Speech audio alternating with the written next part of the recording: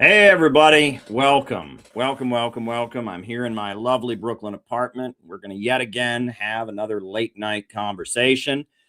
Should be good. So yeah, we'll bring on the opening music and we'll go from there. So let me just put the opening music on and we'll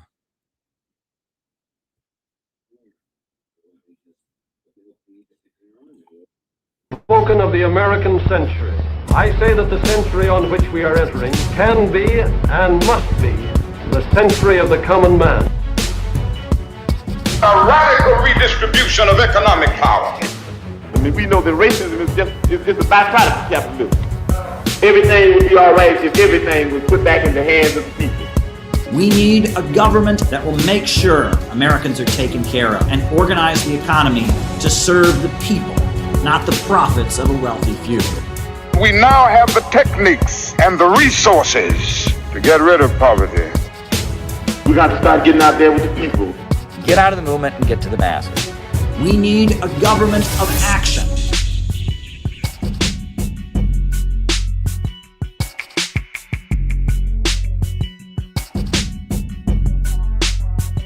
Welcome, everybody. Glad that you all are here.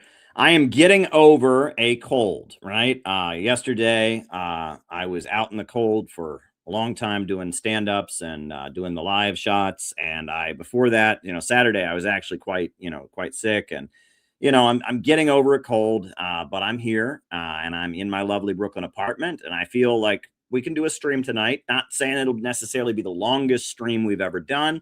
But I do have a couple issues that I want to talk about, and I'm here to answer your questions if you've got them.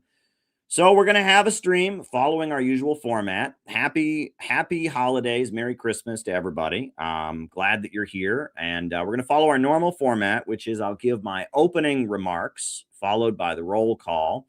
Then after that, I answer any questions that you all have. So if there's something you would like me to talk about in the second half of the show, there are actually three ways that you can get your question answered in the second half of the show. The first way is if you're on Rumble right now, which we are live on Rumble, you can send a Rumble rant. If you're interested in Cash Apping me, you can Cash App me at CalebMoffin22. However, the best way, the recommended mechanism for sending questions for the second half of the show is buy me a coffee. That is very straightforward, very good. Boom. Buy me a coffee. Best way to send questions for the second half of the program. So I do want to let everybody know we're going to be having a great event coming up in New Jersey. It's going to be tremendous. It's going to be absolutely tremendous. I don't know why Rumble is not putting the image on the screen. An issue with your file, please try again. But it's going to be a great event in New Jersey. The link is down below in the what do you call it? In the description. Let me see if it puts this file on. Oh, there we go. It likes this one. All right. And I'll put the link in the chat as well. Register on Eventbrite. It's in Newark, New Jersey at a hotel. There'll be food, music. Garland Nixon is coming. A lot of people are coming. So join us on January 11th for a splendid get-together on a Sunday evening and afternoon in New Jersey. Starts at 2 p.m. It's going to be a great, great time for all. So hope to see you there in New Jersey. Here's the link. It'll be a great get-together for the Center for Political Innovation, music, speeches, the whole 9 yards. So on that note, we're going to go into doing the show just like we always do. A quick reminder that first I give opening remarks, which is what I want to talk about for tonight. Second, after that, we do the roll call. And then third, I answer your questions. So it's the final part of the show. The third part of the show is the second half of the show, basically, is me answering your questions. Rumble rants, Cash App, but the best way to send questions is buy me a coffee. And there's a couple people who've already done that in the lead up to tonight's show. I'll be answering those questions first. You can buy me a coffee anytime. So if you're watching this 2 days later and you have a question, I'll answer it on the next stream. So there we go. All right. So I've got some news items. First of all, before we get to that, I do want to say I went on the Kim Iverson show this afternoon. It was great. It was really, really great. Kim Iverson is a longtime friend. She had me on to talk about my book, The Danger of an American Years of Lead. And it turned into a very, very wide-ranging conversation. We went all over the place. We ended up talking about all kinds of stuff, about imperialism, globalism, about strategic equilibrium, about Jamaica, about the years of lead in Italy, about Jimmy Dore. She actually titled the episode "Jimmy Dore Was Right," and they targeted him. That's what they called it, which I thought was a pretty clever name for the episode. I hope Jimmy Dore watches it. I'm a huge fan. Love Jimmy Dore. Been on his show twice now. I like Jimmy Dore as well, so I got to name drop him, and that's what the show became themed around. It was great. So I'll be getting the video up here on this channel in a few days, like I always do. But that was great, and I noticed a lot of people are suddenly following me on Twitter and following me at my Facebook because I went on Kim Iverson's show. It's great. Kim Iverson is a good friend. You know, she's a good friend, and we have very, very wide-ranging chats. I've been on her show to talk about many different books that I've written. She likes to have me on for kind of ideological, theoretical chats. And so thank you, Kim, for having us on. I'm glad I was able to get on the show, and welcome anybody who's coming from her audience, because I've noticed the followers and it's coming in. So great. So I wanted to comment on 4 different news items that recently happened. One of which, the first one of which is an interesting one. Now, I got an interesting news tip about this. So I don't know if you've heard this. This is a big one, I think. The big news is that, Trump today had a press conference with Benjamin Netanyahu, the Israeli prime minister. At that press conference, Donald Trump said that he had struck Venezuela on Christmas. On Christmas, he had blown up a dock in Venezuela where drug dealers were loading boats. That was Donald Trump's claim. He said he struck Venezuela. And everyone was like, damn, Trump did bomb Venezuela after all. Oh, darn. Everyone was very disappointed about this. And, it's been months and months of a buildup. And, they bombed a bunch of ships that killed, at least 80 people in the fishing boats and all of that. And so people are like, wow, he attacked Venezuela. But then you have to remember, today is December 29th. And this strike on Venezuela, according to what Trump is saying, happened on the 25th of December, on Christmas. And you'll notice nobody said anything about it until now. And in fact, no one's ever known that this has happened until now. It's all a little bit weird, but people on social media were saying, oh, gosh darn it, it happened and all of this. And, obviously Trump has been aggressive against Venezuelan fishing boats. But one of our CPI members, I don't know if he wants to be acknowledged for this or not, but shout out to you, pointed me towards what's just come out in Venezuelan media, which is Venezuela is saying that was us. Venezuela is saying that wasn't America. Venezuela said that was them. It was the Venezuelan military that blew up the dock. Apparently, the Venezuelan military was going after drug dealers, and they did it. And that's why it wasn't big news, is because Venezuela's military did it themselves to go after some drug dealers in the country. And Trump is claiming credit for what Venezuela did itself, right? Because you would have thought that if Trump had actually attacked Venezuela on Christmas, Maduro would have gotten on TV and said, you attacked us. There would have been huge international news about it. There was no reaction. In fact, no one knew this happened until today. And now Venezuela has come out and said, yeah, no, you didn't. No, you didn't. The Venezuelan military says they are the ones that actually blew up the dock. That's big. And who knows, right? I mean, who knows, right? I mean, I tend to not trust American media. I tend to not trust American presidents, and I tend to trust, but who knows? Maybe Venezuela is saying they did it as a way to save face. But you would think, right, if there had been a strike on Venezuela, Maduro would have immediately raised the alarm, and Russia and China, that have been telling Trump, you better not strike Venezuela, would have spoken up. You'd think there would have been a lot of brouhaha about it, and no one noticed anything until today. And everyone's like, oh, wow, they did attack Venezuela. And Trump told the press that he attacked Venezuela today. And now Venezuela says, no, that was us. We attacked Venezuela. We blew up the drug, loading dock. So I don't know what actually happened. It is strange. I don't know what happened. And I'm sure if that indeed is the case, that Venezuela attacked their own dock and fought the drug dealers themselves, if that's the case, I'm sure we'll hear more about it. It won't, but right now that has just come out in the last hour or so in Venezuelan media that they are saying that they're the ones that did it. Trump didn't even attack, which is like, dang. So I don't even know what to say about that. The whole situation is bizarre, right? So I don't know what to make of this. But we will keep you updated. But again, this is why it's important, and I will say this around international events. If you have a Facebook account, if you have a Twitter account, if something happens, wait a minute. Wait a minute. Don't jump the gun. Okay? Don't say what's happened. Okay? Wait a minute. Wait a minute. Because social media is used in psychological operations, right? Fake news stories, for example, right? I remember when Obama went to Cuba, fake news was circulating all over the internet that Cuba had sent Assata Shakur, the Black Panther, back to the United States in exchange for Obama going there, right? And I saw people all over Facebook, black activists. Oh my God, I can't believe Cuba sold out black people. All of this, it didn't happen. And within a few hours, Cuba said, no, we didn't do that. She's still here. Assata Shakur spoke up in Cuba, said, I'm here. I ain't leaving. It was fake news. It was complete fake news.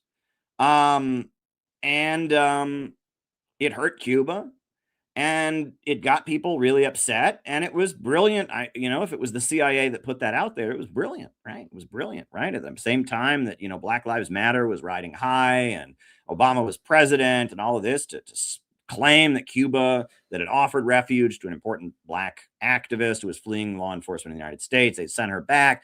Yeah, it was brilliant psyop, right? And probably made Obama look good to cops for a minute, the police agencies that believe Assata Shakur is a cop killer and wanted her back. It was fake news.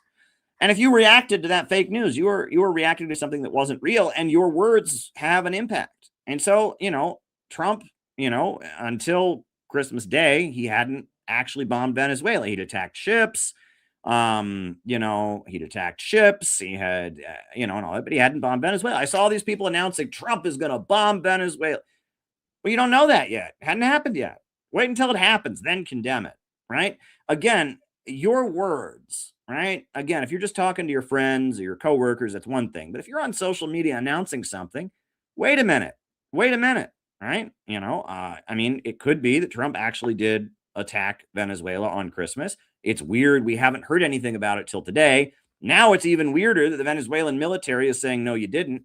But, I see people, oh, it's over. It's over. It's all done. It's over. No, it's not. Right. I see some people that I'm looking at their social media. Maduro's already been overthrown. The CIA has taken over Venezuela. It's all like, why are you saying that?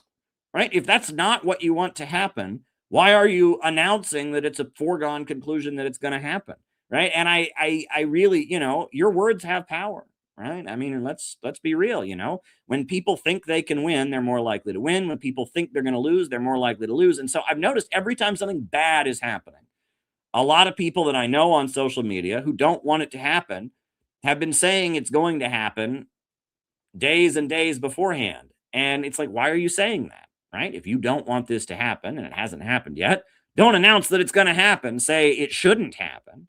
Say, but don't announce that it's going to happen. Right?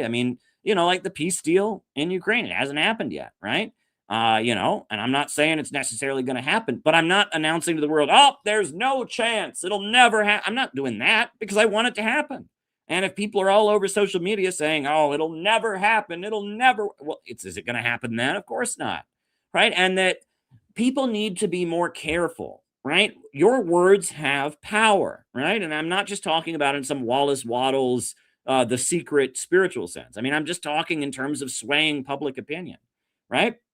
If it's up in the air, if Trump is going to attack Venezuela, and you want to prevent that, and you think that's a bad thing, what you should be saying on social media is Trump should not attack Venezuela. Not Trump's going to attack Venezuela. It's already going to happen. Oh, it's off. Like, how are you helping anything by talking that way? And I mean, I don't even know what's going on now. I mean, it looks like Trump said he attacked Venezuela, but nobody noticed until today. And then Venezuela is now saying, no, you didn't. We don't know what happened. Don't jump the gun, especially for things that are bad, right? I think the problem is social media incentivizes people. You feel like you get points if you said it first. You don't get that many points. First of all, social media is completely rigged. All right. It's completely rigged, right? I mean, look at this channel. This channel's been going for decades, and look, and then there's people who start their channel yesterday and it's got hundreds of thousands of subscribers. You think, well, they're just better than you, Caleb. You just suck. I don't think that's what's going on. But if you want to tell me that, go ahead.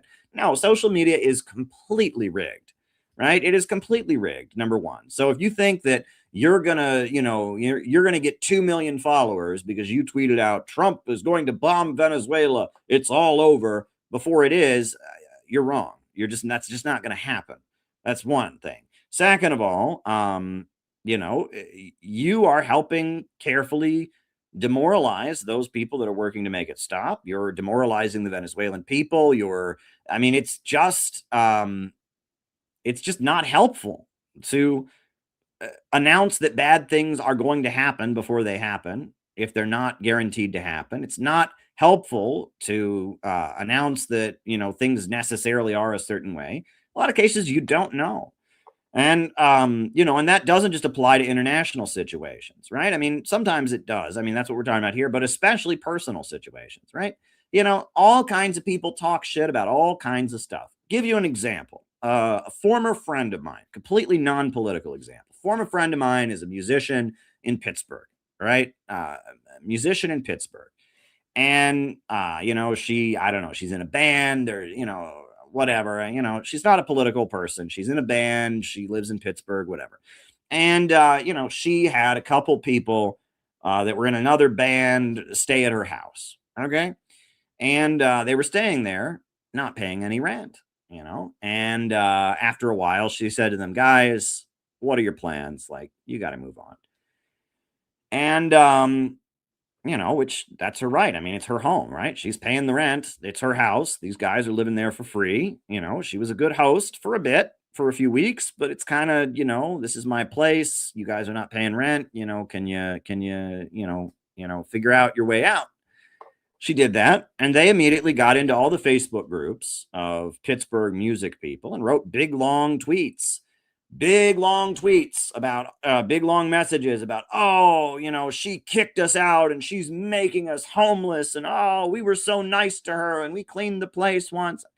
And all these people who knew her from her music career, all these people who knew absolutely nothing about the situation of people living at her house, and they were living there for free. She nicely let these people live there for free and then kicked them out. All these people are like, oh, I can't believe she's that. I'm never going to her concerts again. I see stuff like this all the time.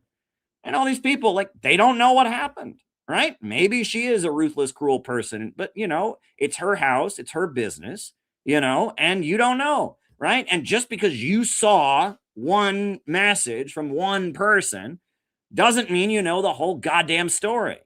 And in some cases, especially a situation like that, what is she going to do? Get up on there and be like, I let them live for free? No, she's got to just change the subject. And you don't know what happened. So don't jump the gun, right? If it becomes clear that, yes, Trump bombed Venezuela on Christmas, that sucks and he shouldn't have done it, just like he shouldn't have blown up all these ships and all of that. But we didn't hear about it until today. It's weird. And then on top of that, now Venezuela is saying, no, you didn't. So I don't know what's going on. I'll be honest. I don't know what's going on. And I encourage you to not announce what happened and your opinion about it before you know. Many things like this, right? Presidential elections, right? If you want Trump to win, don't announce that Trump is going to lose. If you want Kamala Harris to win, don't announce that Kamala Harris is going to lose. Come on, right? Think about how your words can have an impact, right? It's not simply a matter of saying it first, right? And being right for whatever that means. It's a matter of helping things happen. And so that's what I would encourage people to do. I at this point, I think there's a very good chance that Venezuela did this strike on their own, because if Trump had shot the missiles at Venezuela, first of all, that's the kind of thing people tend to notice. If you're in a country and America bombs it, you noticed. Iraq, shock and awe. You think anyone said, oh, you think Saddam Hussein could have gotten on TV and said, that was us. We did shot. No, everybody knew that was America, right? When the USA bombed Syria, everybody knew that. So here's a case where the USA supposedly bombed Venezuela. They blew up one single dock and nobody said anything about it for 4 entire days.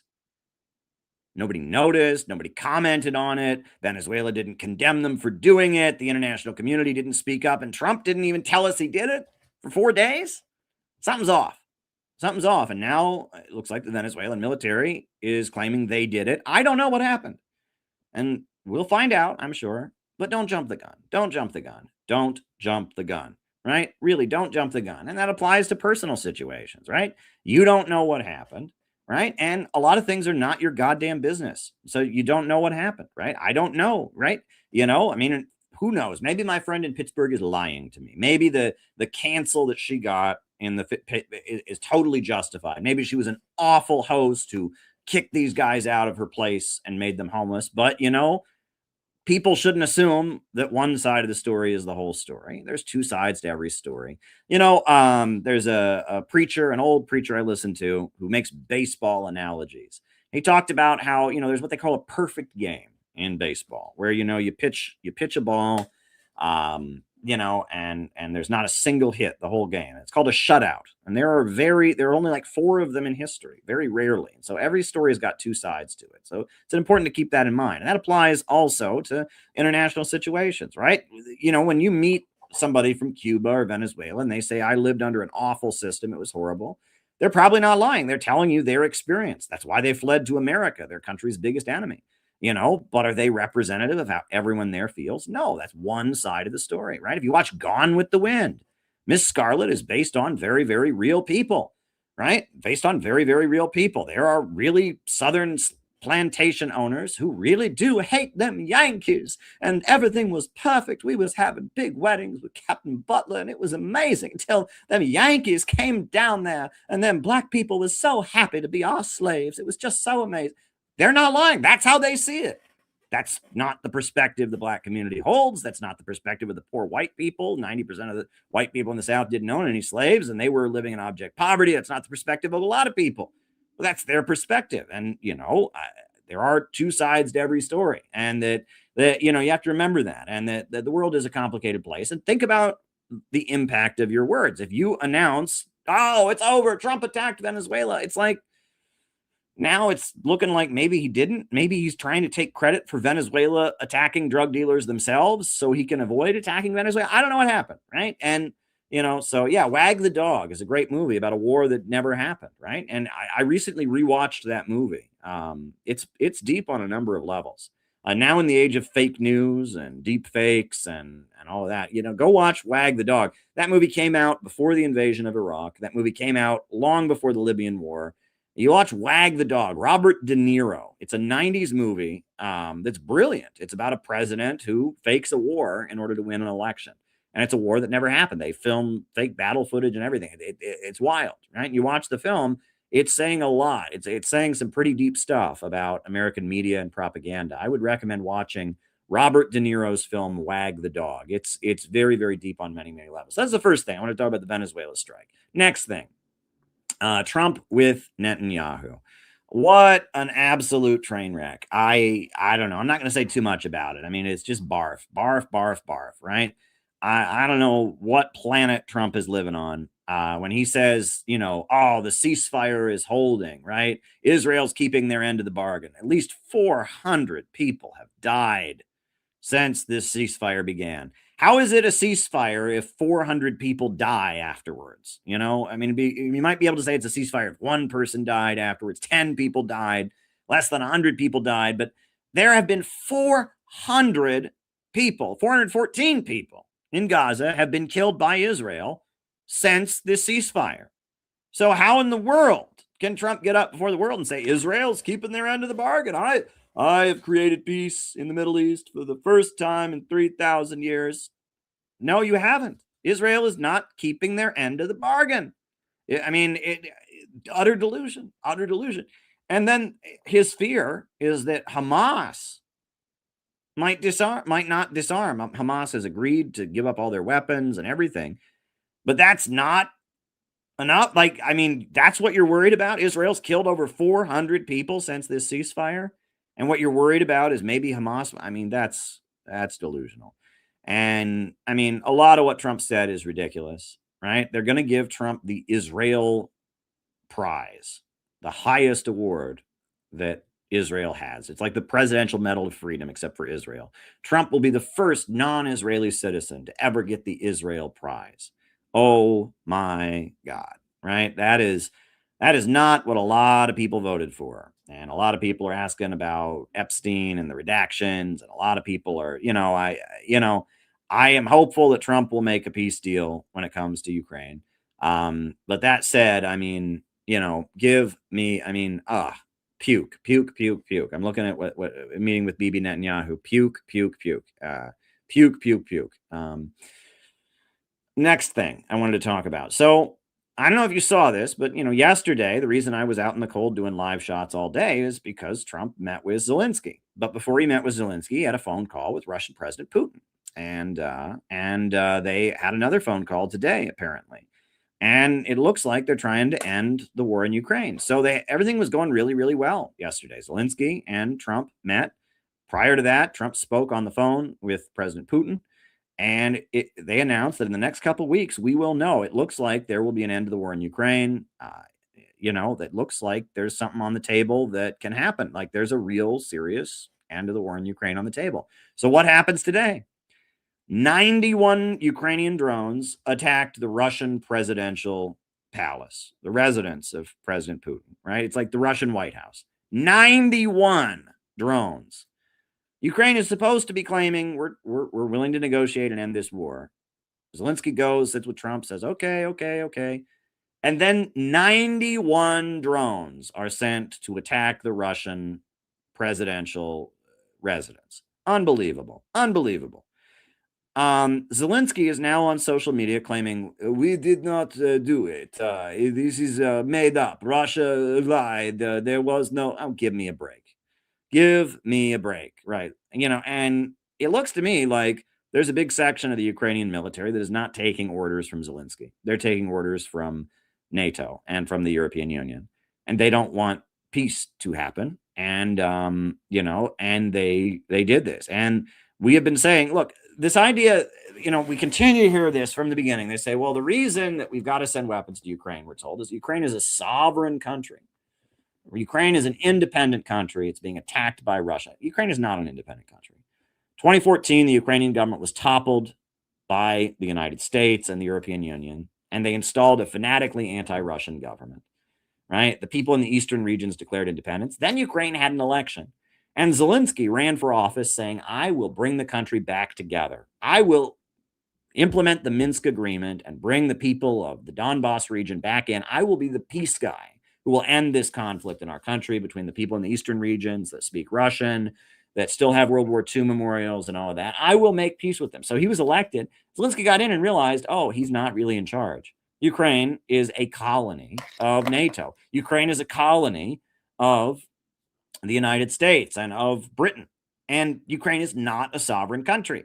And I think this is yet another example of the fact that Ukraine is not a sovereign country, right? Yes, if Ukraine was just in the hands of Ukrainians and Russia was attacking them because of that, that would be awful. That's not the situation. Ukraine lost its sovereignty in 2014. They had a previous president, Viktor Yanukovych, who was kind of neutral, right? In the Western Ukraine, you have very, very anti-Russia, pro-NATO people. In the Donbass regions that are now part of Russia, you had a lot of people that sympathize with Russia, etc. And you had Yanukovych, who was kind of a middle-of-the-road guy, kind of neutral. The USA violently overthrew him with a bunch of Nazis in the streets and installed fanatically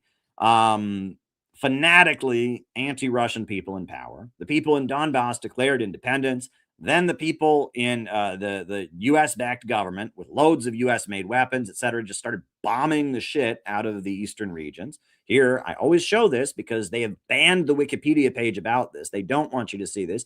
This is a monument to all the children in Donbass murdered by the Ukrainian government installed by the United States. Then there was a peace negotiation called the Minsk Agreement, where Ukraine said, oh, we'll reintegrate the people of the Donbass back into Ukraine. We'll let them speak their language. We'll stop tearing down World War II memorials. We'll stop bombing them. And they didn't carry it out. And in fact, it turns out they admitted the whole time they had no intention of carrying it out. It was just to buy time so they could set up shop to have a war with Russia. And that's been admitted now. EU leaders said, oh yeah, the whole reason we did the Minsk Agreement was just to set up shop. And the CIA was in Ukraine, and they were all in for 8 years. They were in Ukraine setting up to have a war with Russia. It was all a plan. They knew that after a while, when it became clear that Ukraine was talking about joining NATO, when they kept bombing and killing the people in Donbass, after a while, Russia was going to have to go in. And that was the plan the whole time. So no, Ukraine is not a sovereign country. And I think this latest drone attack is the latest example of that. Looks to me like the Ukrainian military unleashed a drone attack on the Russian presidential palace because they're afraid that Zelensky might actually sign a peace agreement. He's not really in charge of the country. And it's absolutely crazy. Zelensky's not even the elected leader, mind you, right? Constitutionally, he has no right to be there. There's been no election. You do have to, that's the crazy thing, right? We're told that, Russia is a dictatorship. They have elections in Russia. I've been in Russia for 2 elections. I was there for the 2018 election. I was there for the 2024 election. Russia has elections. All right. I've been there. They're fair elections. There's no doubt in my mind that the Russian people want Putin as their president, right? They overwhelmingly have voted for him. Like, give me a break. Russia has elections. Ukraine was supposed to have an election, and they haven't had one. According to the Ukrainian constitution, Zelensky shouldn't be in office anymore. He's not even the constitutional president. They basically just put the constitution on hold, and he's in power. So he's not even the president of Ukraine, basically. He's just the guy who's running Ukraine, and it looks like he doesn't even have the power. It looks like the Ukrainian military is trying to veto the peace deal. I mean, this is particularly wild. Trump was angry about it, which is very interesting. Trump was very, very angry that the strike happened. He said he was very, very angry when speaking before the press, which I thought was quite interesting.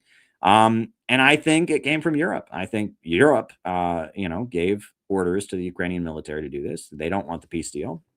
And I think the British Empire, as well as, the various, British puppets that are in power on the European mainland, and Italy and France and Germany and places like that, I think they arranged this. And, and I think Zelensky is trying to figure out how he can leave office and not go to prison because his entire inner circle are being charged with corruption, and he's been stealing millions of dollars. And so he's trying to negotiate an end to the war where he flees the country and is never heard from again and gets to live out his life in luxury with all the millions of American taxpayer dollars he stole. And I think, that at this point, with Zelensky fearing for his own, that he might go to prison or whatnot, Zelensky is trying to make his exit for his own selfish reasons. And it looks like there's a big section of the Ukrainian military that isn't even obeying him at this point. I mean, this is particularly wild. It's particularly wild. I think it's particularly wild, but I think it makes me think that Trump, I'm listening to what Russia is saying. It looks like they are confident Trump actually does want to end the conflict in Ukraine. That looks really good. I think that's great, and I hope it actually happens. And Russia seems confident Trump actually does want to end the conflict in Ukraine. It looks like the European Union and Britain especially do not want him to do so. I like the idea of the U.S. government and the British Empire being further apart. I like that. I think that's a good thing. I would much rather have the American president at loggerheads with Keir Starmer than fighting China, fighting Russia, fighting Vietnam, fighting Iran, fighting Venezuela. I think the more we can be further away from London and the more the economy of the United States is less centered around Wall Street, the better, right? And that this is the whole geopolitical push and pull, right? I am not in favor of the Atlanticist open international system. I am for the BRICS and the rising new economy. I want the Bering Sea tunnel. I want us to connect over the Bering Sea. That's a big theme of our upcoming event. And so, you know, I am hopeful that Trump, for whatever reason, actually does want this deal and that it will happen. That's what I am hoping for. Now, I wanted to bring you to another point. This is the latest thing, right? And this is a domestic story, and it's getting a lot of attention on right-wing media and in social media in general. And this is an example of why American politics is messed up, right? But it's true. Folks, the fraud in Minneapolis is 100% real. It is 100% real. I have talked to people on the ground. Everybody in Minneapolis knows this, that Somali refugees and Somalians that come to the United States, they set up businesses and they get all kinds of benefits and they funnel money from the government. Everybody knows that, right? And the Learning Center, the Learning Center, doesn't even spell learning properly, that has no kids in it and all this. This is all real. This is all 100% real. There's nothing fake about it, right? You know, yes, there have been times in the past we will, you know, but this is real. This is 100% real. This is not fake news. It's real, right? I have looked into it. This is 100% true. And here's the problem, though. Nobody wants to talk about what the real issue is, right? A lot of people on the right are talking about the fact that, yes, there are thousands and thousands and thousands of Somali immigrants living in Minneapolis. Ilhan Omar is a Somali immigrant who's been elected to Congress, who's a liberal. And they're Muslims and they're from Africa, and there's lots of them. And it looks like a lot of them, I mean, it's some of them, not a lot of them, but some of them have been involved in, you know, scamming the American government for money and setting up, you know, fake businesses to get American that's 100% true. That is happening. And a lot of the people who are seeing it, their only response is, see, Muslims bad, immigrants bad. Well, you know, I can take you to the Bronx. I can show you all kinds of immigrants that are not getting millions of dollars from the American government. I mean, come on. That's all you get from this. Immigrants bad. Do you not realize that the American government goes all over the world rewarding people with visas for doing the dirty work of American empire? Did you not see that Israel just declared a chunk of Somalia to be not part of Somalia, to be Somaliland, right? Israel just recognized the independence of Somaliland and wants to break apart Somalia. Do you not know where Somalia is located on a map, right? Somalia is on the Horn of Africa, right next to the Red Sea, right across from Yemen, right next to the Middle East. I mean, do you think that it's an accident that all these Somalis came here? I mean, they're not Mexicans. They didn't jump over the fence, right? They got visas. The U.S. government has been operating in Somalia for decades. And right now, Somalia is at the center of a lot of Mossad and CIA operations. You can bet on it. And the fact that thousands and thousands of Somalis have gotten visas for America, which is not an easy thing to get, right? And come and set up shop in Minneapolis. And it looks like a lot of them were bringing in all kinds of money.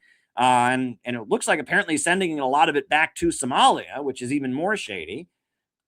Do you think this is an accident? No, this is deep state stuff. This is intelligence. This is what the U.S. government does, right? And that Somalia, it looks like Israel would like to use it as a base to attack Yemen, right? And the fact that Israel just declared Somaliland to be independent, the fact that, the CIA has been, there's been U.S. military operations there for the longest time. I've actually been to this part of the world, mind you, folks. I've been to Djibouti.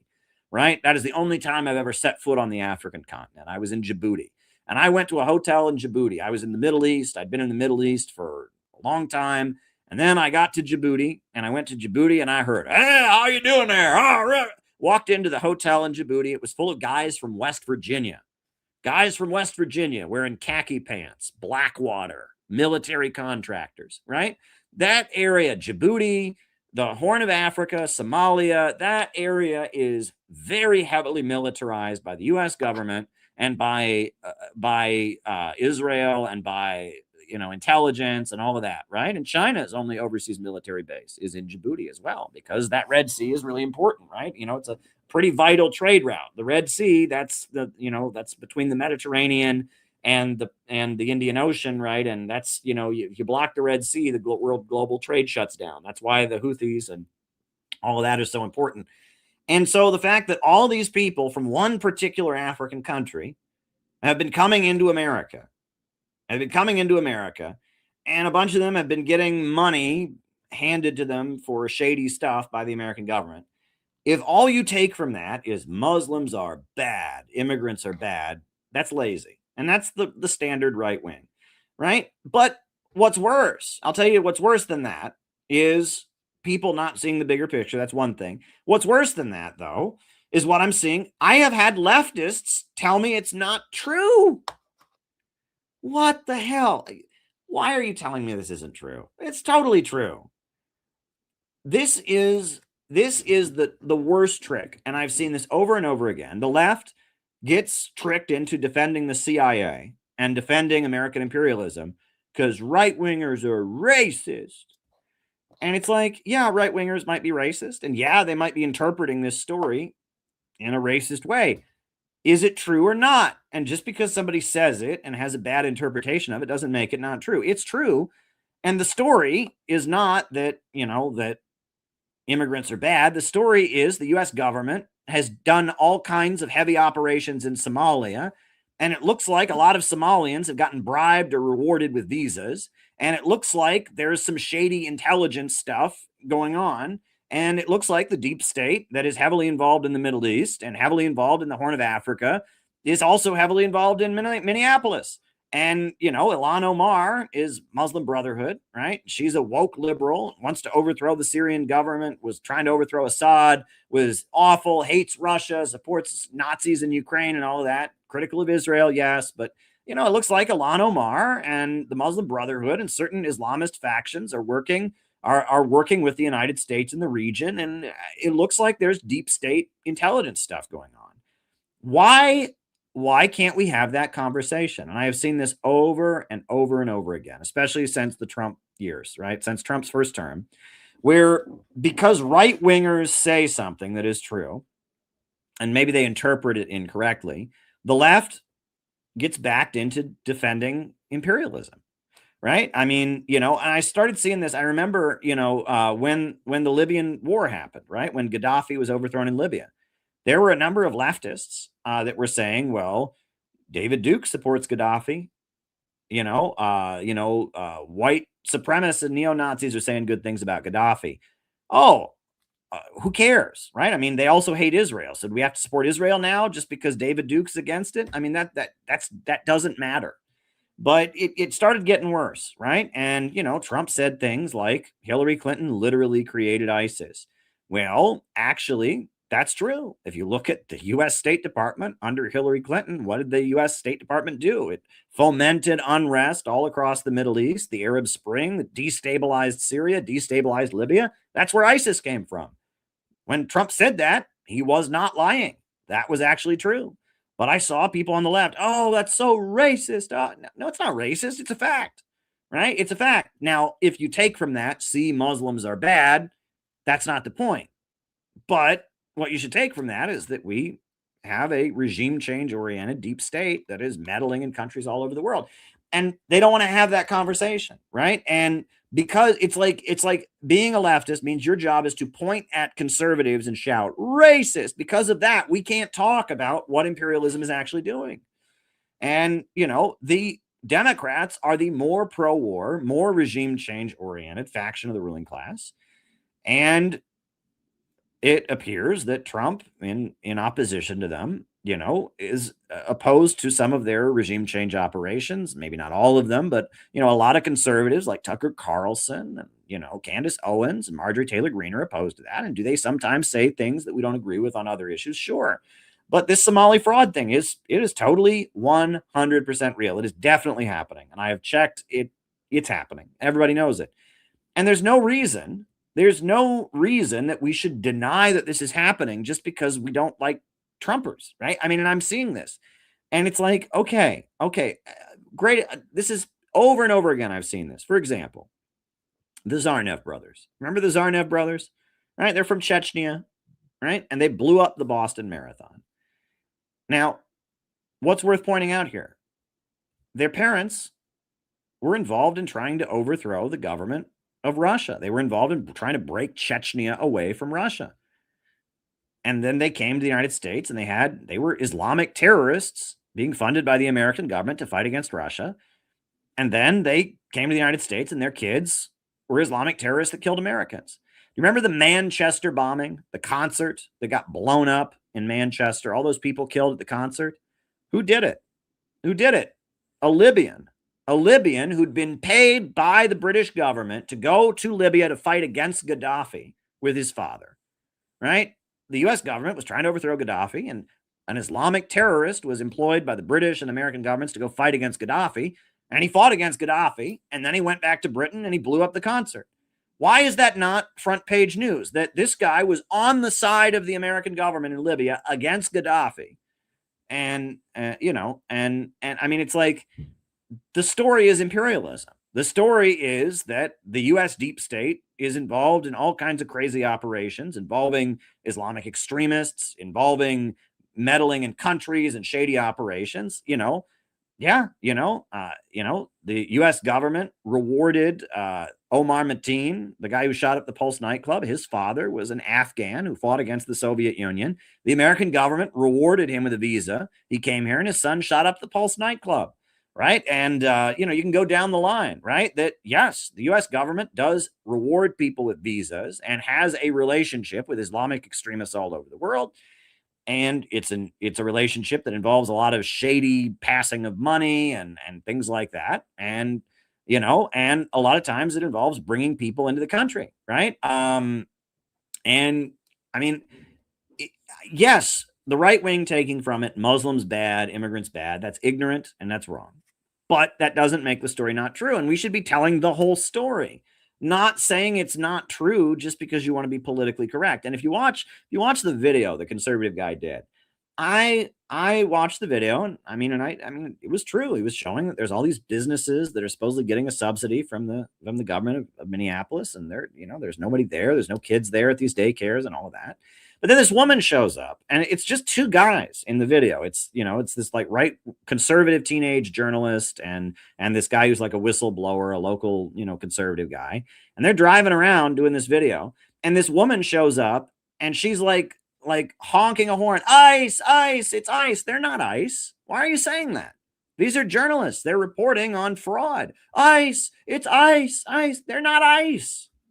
Right? Why is that acceptable? Right? This guy is going around and he's doing a report about how taxpayer money is being potentially misused. And they're saying, it's ICE, it's ICE, right? But I have dealt with these people, right? And it's the same people. I went to Minneapolis to have a workshop, and you'll remember these very same people that are part of the anti-ICE demonstrations. They protested our workshop. The woke left are just defenders of the CIA. They supported the overthrow, the revolution to get rid of Gaddafi. They supported the so-called revolution in Syria that has brought a literal 9/11 celebrating terrorist to power, Jelani in Syria. The woke left are pro-imperialist, and they harass and smear and demonize anybody who is anti-imperialist, right? And that's why I've been so viciously targeted by them, is because I am an RT journalist, and I've traveled around the world and I take anti-imperialist stances, and that's why they've gone at me with everything they have to try and defame me and destroy my reputation.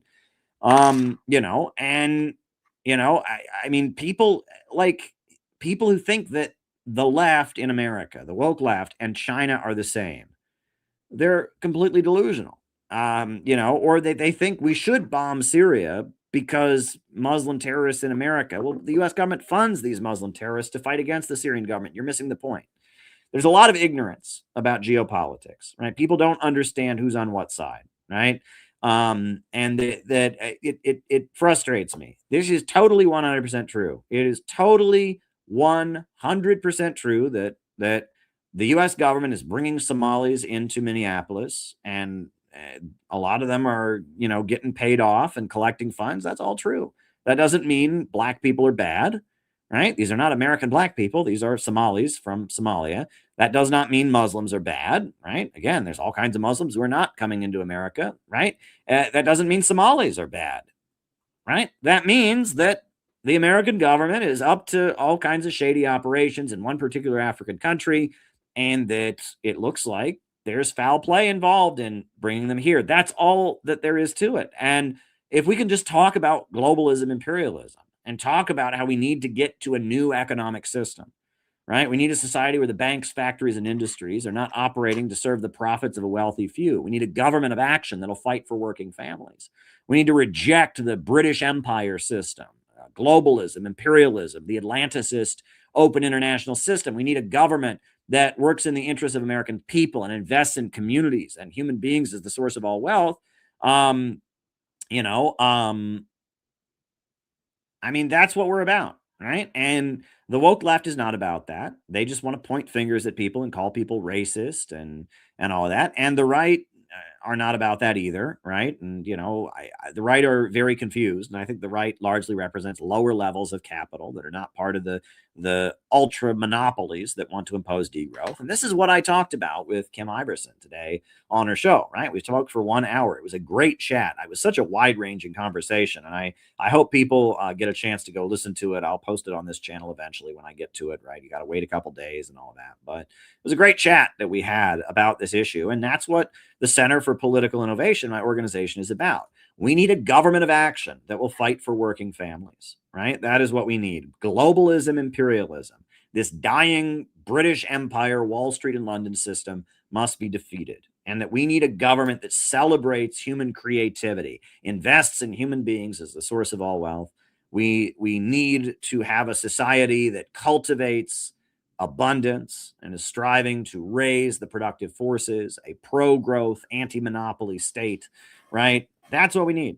We need a government of action that'll fight for working families. And, Center for Political Innovation, we have an understanding of this that is quite unique. And innovationism is our new synthesis, our new breakthrough, right? If you go back a few years, we were still calling ourselves communists, but at this point, communism in America means something so different than what we stand for, right? And that I wouldn't be here without my faith in God, without my Christian faith and my ability to say the right thing, even though it's unpopular, my ability to face persecution and keep going, and that I look at Russia and China and Iran and Venezuela. And when I go to the World Youth Festivals, when I listen to the speeches of African leader Ibrahim Traore and all this, there is something beautiful and optimistic coming out of the rising new economy in the world.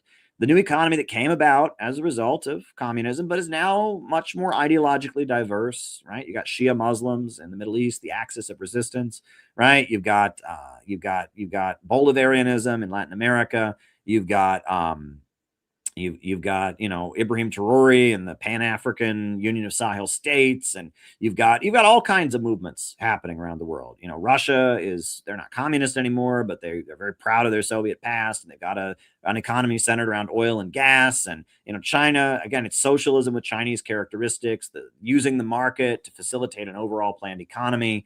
There's a lot of great things happening in the world, and this Western colonial system that views human beings as a cancer, the Malthusian oligarchical system out of Wall Street and London, that system is dying. And the only future that America is ever going to have is going to be joining the rising new economy in the world. And that is what our organization, the Center for Political Innovation, is every day striving to achieve. I just did our end of the year video, which summarized everything we did this year. It's quite a lot. And my end of the year report, the text of the video and all timeline of everything we did this year is on the website. I might show that later on the stream tonight. We'll see how many questions I get to answer and all that. But we, the Center for Political Innovation, we are marching ahead. We're doing great things. So come join us. Big event coming up in New Jersey, January 11th. Going to be good food, good speeches, all kinds of stuff. It's going to be absolutely tremendous and phenomenal. And I really am looking forward to the day. It's just going to be a great, great day for all. So register and come join us at the event in New Jersey, January 11th. And people have asked me, a number of people have asked me, and I guess, sometimes these things are not clear. They said, can I come if I'm not a member of CPI? Yes, you can come if you're not a member. Yes. We want you there. We hope that you come and like the event so much you join. Yes, non-members are absolutely welcome at the event. You do have to register, though, right? You can't just walk in off the street, and we're not giving out the location because we do have security. You know, these things are important, right? You got to make sure that, you know, hooligans don't come and mess up your event or whatever. But, but yeah, non-members are absolutely welcome, absolutely. If you're not a member of CPI, you're welcome to come to the event. Just want to be clear on that because there is some confusion. 2 or 3 people have said to me, hey, I'm not a member of CPI. Am I welcome at the event? Yes, I want you to come to the event. Please, please. If it was only for members of CPI, I wouldn't be advertising it everywhere. I wouldn't be calling up people and arranging transportation to bring people. Yes, non-members are welcome. Please come to our event in New Jersey. It's going to be tremendous. It's going to be a great, great event. You can register on Eventbrite. We'll be sending out, the venue a couple days before the event. And also, if you're in the New York, New Jersey area and you need transportation, be in touch. We can figure something out. It's going to be a great day. And one of my friends from Miami is coming to town. All the CPI board members are coming to town. And, we're going to honor, some local anti-imperialist activists. It's going to be absolutely tremendous. It's going to be a great, excellent, exciting, beautiful, wonderful day. It's going to be awesome. So I really, really, really hope to see you in New Jersey. And on that note, folks, we'll do the roll call and then I'll answer people's questions. And then after that, we will, I might show the end of the year video, or I don't know what we'll do. We'll just see how it goes. Again, you can kind of hear my throat. I'm still getting over being sick. My face is pretty red. Thanks to everyone who's wishing me birthday wishes. I do appreciate it. Tomorrow is my birthday. I'll be 38 years old. 38 years old. So there you go. And I do appreciate it. I always get a lot of birthday thanks on Facebook, a lot of birthday thanks on various platforms. I do appreciate it. I really, really do. So names and locations. I'll call you all out as I see you. Penny in Minnesota. Penny, good to see you. John McCarthy in Chicago. Good to see you. Good to see you. Ryan in Kansas City. Thank you, Ryan. I do appreciate it. Names and locations. Names and locations. Lawrence Johnson in Chicago. Welcome. Thank you. Names and locations. Cameron in New Hampshire. Welcome. Liverpool, UK. Robert in New Jersey. Good to see you. Scott in Pennsylvania. Ellie in Chicago. Red Axis in Ottawa. Good to see you. Alex and Susan from Montreal. Good to see you both. St. David's, Bermuda. Arthur in Arizona. Well, thank you, Arthur. Good to see you. Jacob in Wisconsin. Great show. Mexico, Saviero. Good to see you. Milwaukee. Thank you. John in Central Florida. Jane in New Zealand. The Seasoned Noob in China. Gavin in West Illinois. So good to see you, Gavin. Yes, everybody, it's always really, really great. The holidays are quite an interesting time. They're quite an interesting time. They're quite an interesting time. And, and I will say, the reason that we have holidays in this time of year generally is because it's a tough time, right? I mean, it's rainy, it's dark, it's cold. So, that's why this time of year people get together with their families and stuff like that. So that's why you all are so special to me. You really are. And spending time with all of you and being able to be on here and stream and, getting ready for our big event in New Jersey. So there you go. Alabama John says he wants to talk to you. Okay. Who is Alabama John? Right. I don't know who that is. So if Alabama John, if he wants to talk to me, he can email me at calebmaupin@gmail.com, invite me on his stream. Who is Alabama John? And he wants to talk to me. Alabama John. Alabama John. I don't know who is Alabama John. Is that a guy? Alabama John. He wants to talk to me. Okay. Well, that's nice. I guess I Googled him. I can't find anything about him, about Alabama John. I don't know who he is. But if he wants to talk to me, that's a good sign, right? It's an argument in his favor. Gabby in Chicago, Viva CPI, Tijuana, Mexico. Very, very good. Very, very good. Very, very good. Names and locations. Anybody else? Names and locations. Gabby is a beloved member of our community. Chase in Nebraska. Welcome, Chase. Tijuana, Mexico. Gabby in Chicago. Yeah. All right. Okay. So I guess we'll do the questions that have come in. I see there's a couple Rumble rants and there's also some Buy Me a Coffees. So we'll do a couple of these. So Richard on Buy Me a Coffee, He said, why anti-Semitism, white Christian nationalism are wrong. Just say objectively that they're wrong. Why Tucker Carlson is wrong about Russia being a white country, please. Why Pat Buchanan was wrong. Why Fuentes is wrong. Well, look, I'll actually show you a video. Well, maybe I won't show it. There's a video when I was in Russia. There was somebody who asked me about the idea of all the white countries merging. And I just said, there's no such thing as white. Right? That's the first thing. Anyone who's a white nationalist, one of the big things that they don't understand is what is white. There is no such thing as white.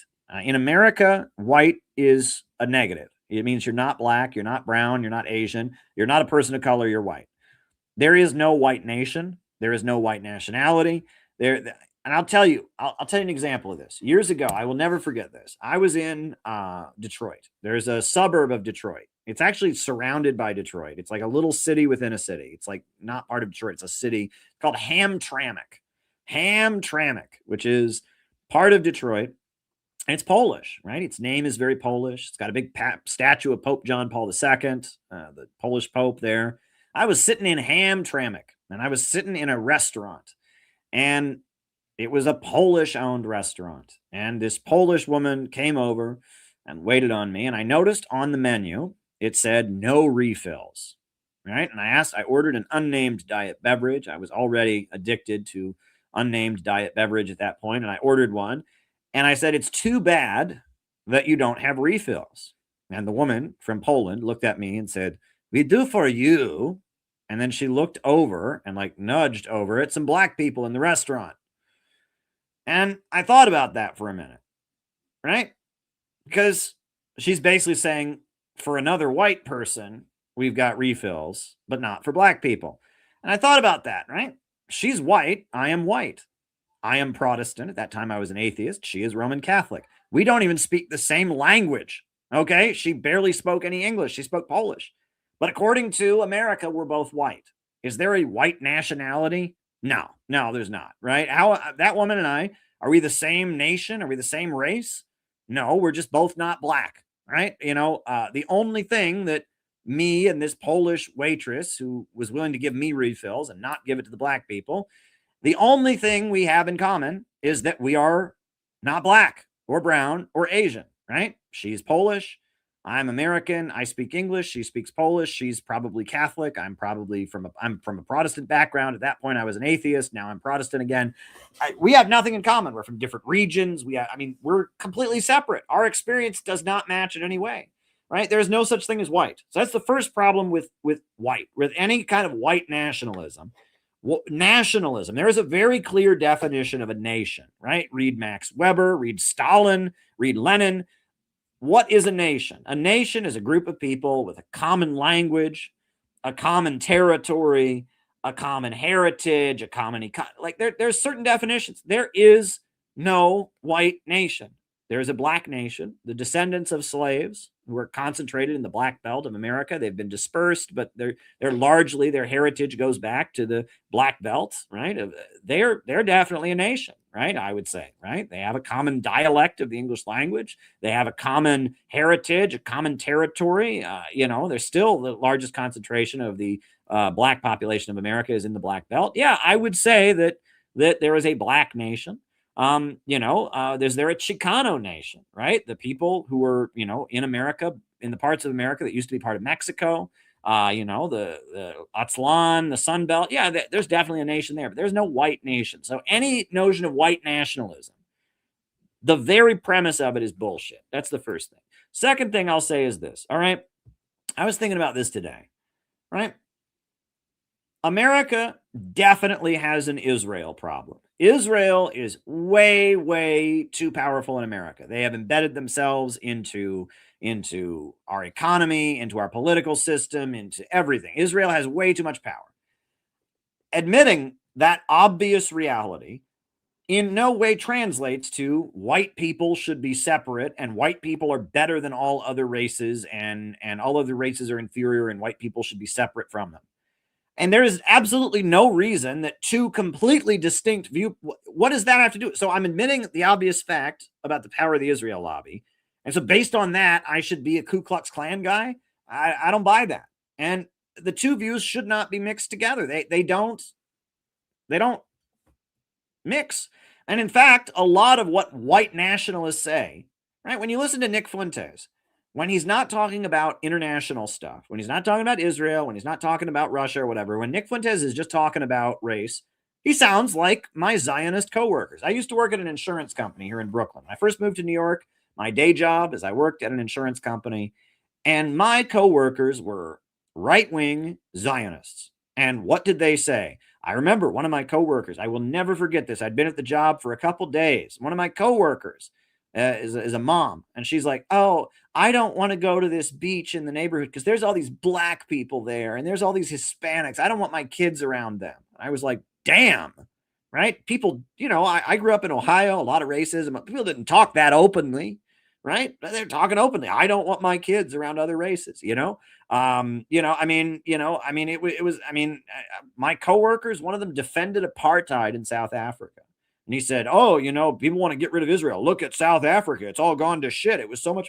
I had never heard, I've been around people in my life that are racist. None of them ever said, gee, that Nelson Mandela was a piece of shit. It was so much better when they had the apartheid system. My coworkers said that, right? I mean, if you replace the word Jew with white, what hard right-wing Zionists and white nationalists think is basically the same. And in fact, what's wild is I will never forget one of my coworkers, or no, not one of my coworkers. I'm sorry. What is the premise of white nationalism? What do white nationalists actually want? If you press them, what do they want? Well, Caleb, we need a white homeland. We need a section of America that is just for white people, where we kick out all of the people that are not white and we go there and it's just a special place that can be for white people. Doesn't that remind you of something? I think there's another ethnic group that says, oh, we need a special place just for us. And they went to that place and they kicked out all the people that weren't there. That's Zionism. That's called Zionism, right? That's Zionism. What Zionists want, right? Zionism is the idea that Jews are so different and so special, they need a special place just for Jews. And so they got the United Nations and they got the British Empire to go to Palestine and kick all the people out and make a special space just for Jews. That's what white nationalists want. They want Israel. They want fucking Israel. So how in the world does me saying we have an Israel problem translate to being a white nationalist? The two, actually, if anything, being a white nationalist, you should love Israel. And I think Richard Spencer, who was one of these big white nationalists, actually said that. He said to a rabbi, he said, what Jews have for themselves, I actually just want for whites.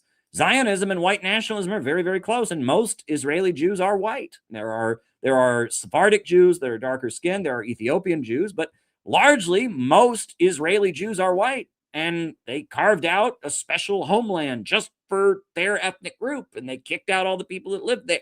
I mean, so the problem is, this is a great example of a theme I've talked about on these streams many times, which is you can get intoxicated with a truth, which is, if there's something that is true, in your bones is true, and our society just won't hear it, blah, blah, blah, blah, blah, not true, not true, not true, blah, blah, blah, blah. It drives you crazy, and you can lose touch with reality in that truth.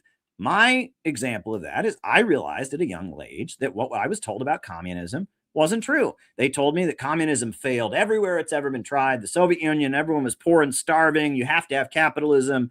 And I found out the Soviet Union invented space travel and built world largest power plants and defeated the Nazis, and the 5-year plans were viewed as an economic miracle. I realized that wasn't true. And unfortunately, for much of my adult life, I kind of blindly followed, kind of outdated communist dogma, because everyone just refused to acknowledge this truth. I knew it was true that the Soviet Union had great economic successes. I knew that was true, and society wouldn't acknowledge that. So I kind of lost touch with reality because I knew something was true, and it was more complicated than that. And it took me actually visiting communist countries. It took to understand that, 21st century socialism and the market is necessary, and that it's more complicated, than that. But a lot of people, this is a really common thing, and I've met people like this, they become intoxicated with the truth about the Israel lobby. They see the power of the Israel lobby. They see how powerful the Israel lobby is, and how it's just this taboo subject that you're just not allowed to talk about it. Even on the left, you're not allowed to talk about it.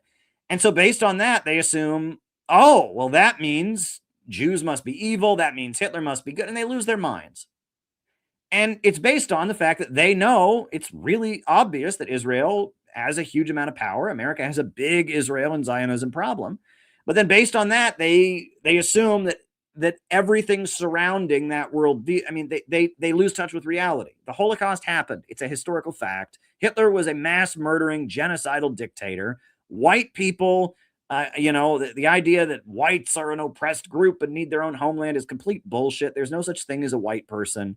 White is a complete construct, right? Racism is a reality. I mean, the white nationalist worldview is bullshit.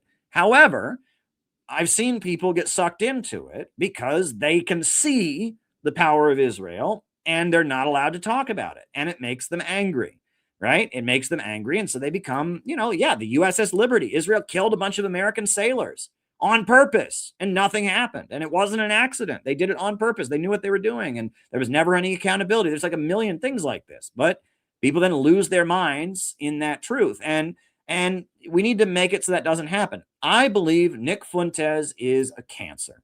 He is a cancer, not just for what he says. Okay. I mean, man, what he said about JD Vance, the way he started talking about Indian people, I'm not even going to repeat what he said. I saw that clip and I was just like, Nick Fuentes, he does not present himself, even if he was a serious white nationalist. Let's put his politics aside. Nick Fuentes, right? Imagine that, there was an election and somebody was running for Congress, right? And there was one guy and he came out and he wore a suit and he was a respectable leader. And he said, these are my policies. This is what I believe. And then another guy got up and he was like, I'm going to say a bunch of nasty words and, I'm just going to be sarcastic and, what's the problem? I just don't like, I mean, everything about him is just disgusting. It's just, he is the definition. He is like the worst incel troll incarnated. He uses slurs. He is sarcastic. He is not serious. He's rude. He says things he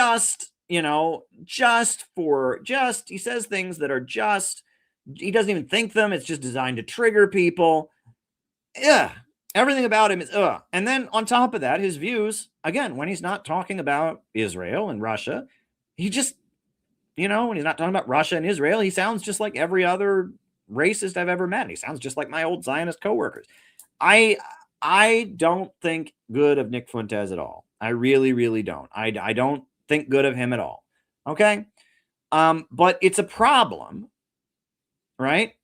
It's a problem that, that people think that, if you just acknowledge the power that Israel has, you have to go down that rabbit hole. And look, I will say things have gotten a lot better, right? For example, I wrote a book about the Israel lobby, honestly, I made some mistakes. Some of the language I used and all of that, I took it off the market for a reason. I actually did apologize for it. Some of the language, I crossed a few lines. Let me just put it that way. And I took it off the market. I made a mistake.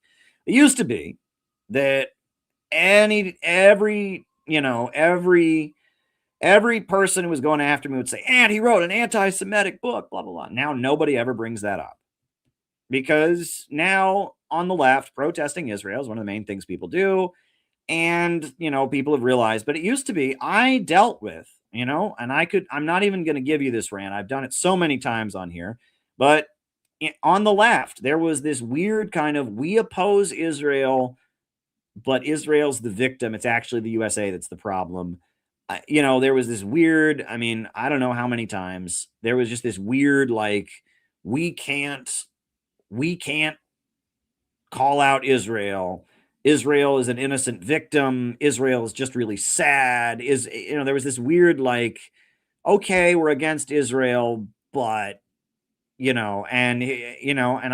called crypto-Zionism. It's called crypto-Zionism. And it's, and I do believe, and a big point that I make in my Trotsky book is that one of the reasons communism and socialism in America is doomed as a political movement is because it is captured by crypto-Zionists, by anti-populist forces, right? And the Trotsky and his permanent revolution was an expression of his utter contempt and hatred for the Russian people, for the Russian peasantry.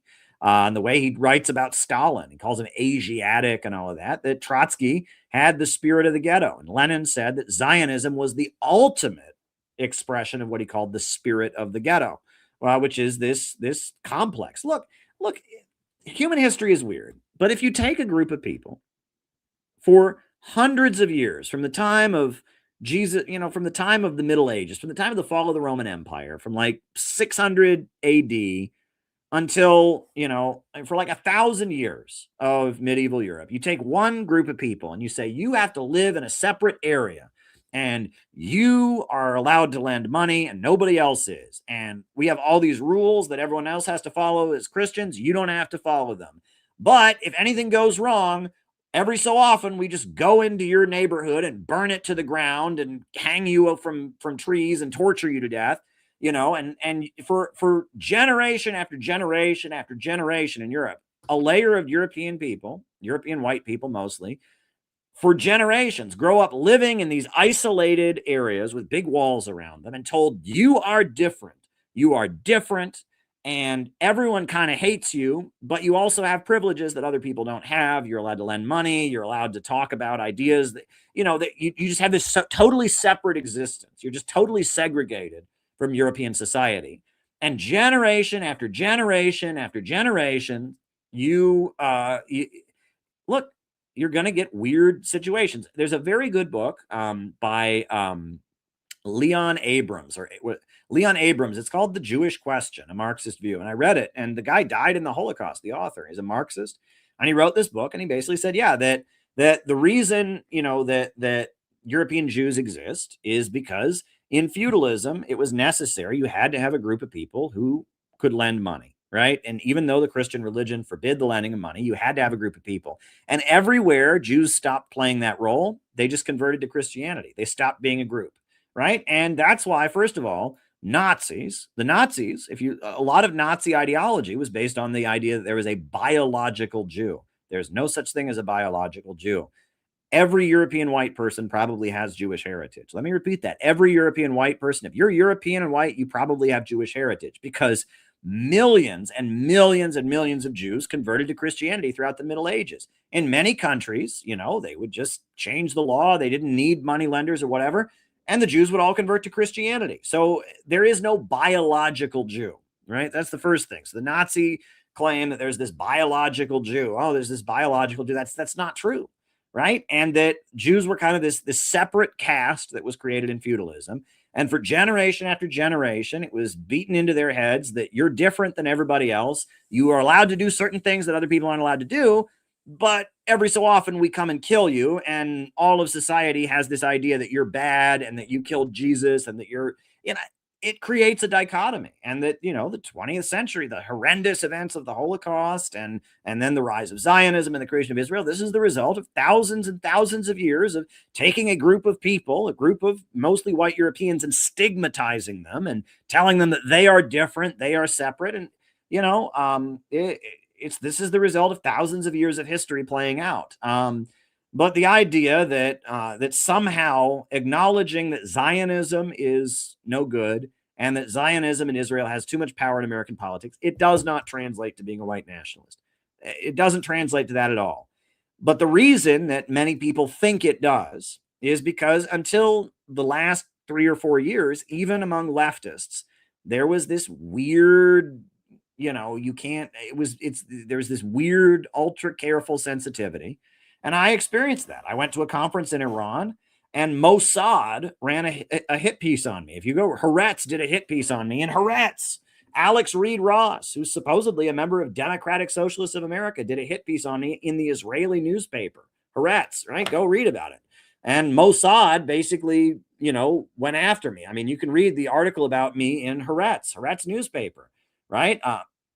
Haaretz wrote this article about me. It's very deceptive and dishonest. And it was written by a DSA member. This guy's part of DSA. He's a leftist, but the left for a long time, if you were really critical of Israel, and you go Haaretz, you can read all about, an anti-Semitism fest for fascists, feminists, and spies and neo-Nazis. And, you read this whole, it was just a smear piece they did on me. And it's written by a DSA member in the main voice of Israel, the Zionist newspaper, Haaretz, right? And that Haaretz propaganda. And when I left the Workers' World Party, the Workers' World Party, all their members started repeating Haaretz propaganda. Sarah Flounders, and I could say her actual legal name on here if I wanted to. I'm not going to, but, Sarah Flounders and Fred Goldstein, right? And, they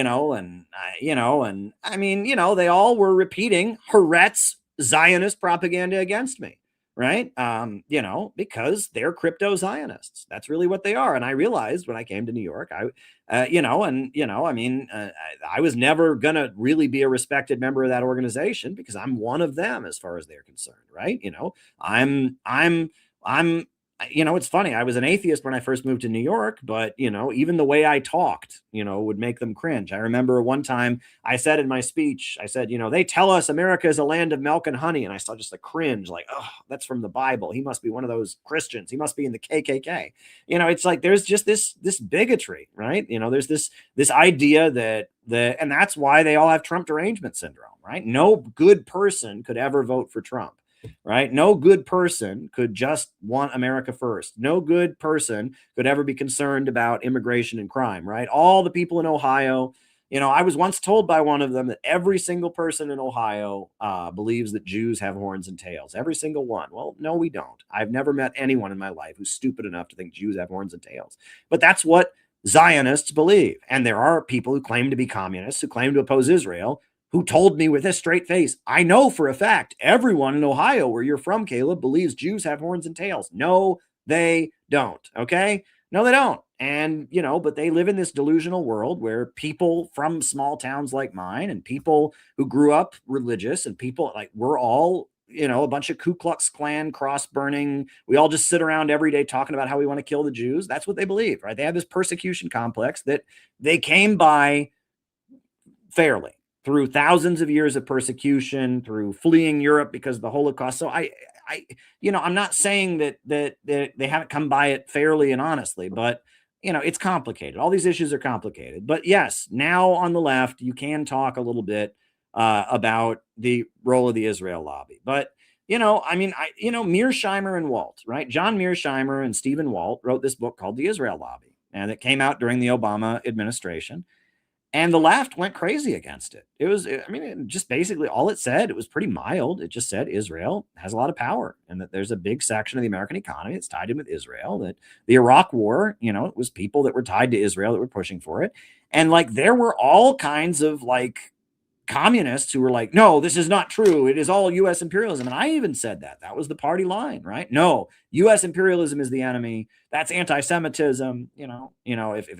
No, it's not anti-Semitism. Israel is Israel. Plenty of Jews don't agree with Israel, right? And plenty of, I'm Irish. I don't agree with everything the Irish government does. Just because someone's Jewish, we're not blaming all Jewish people or the Jewish religion for what Israel does. But yes, the political movement around the world that supports Israel, called Zionism, does have a huge amount of power. And saying that and acknowledging that doesn't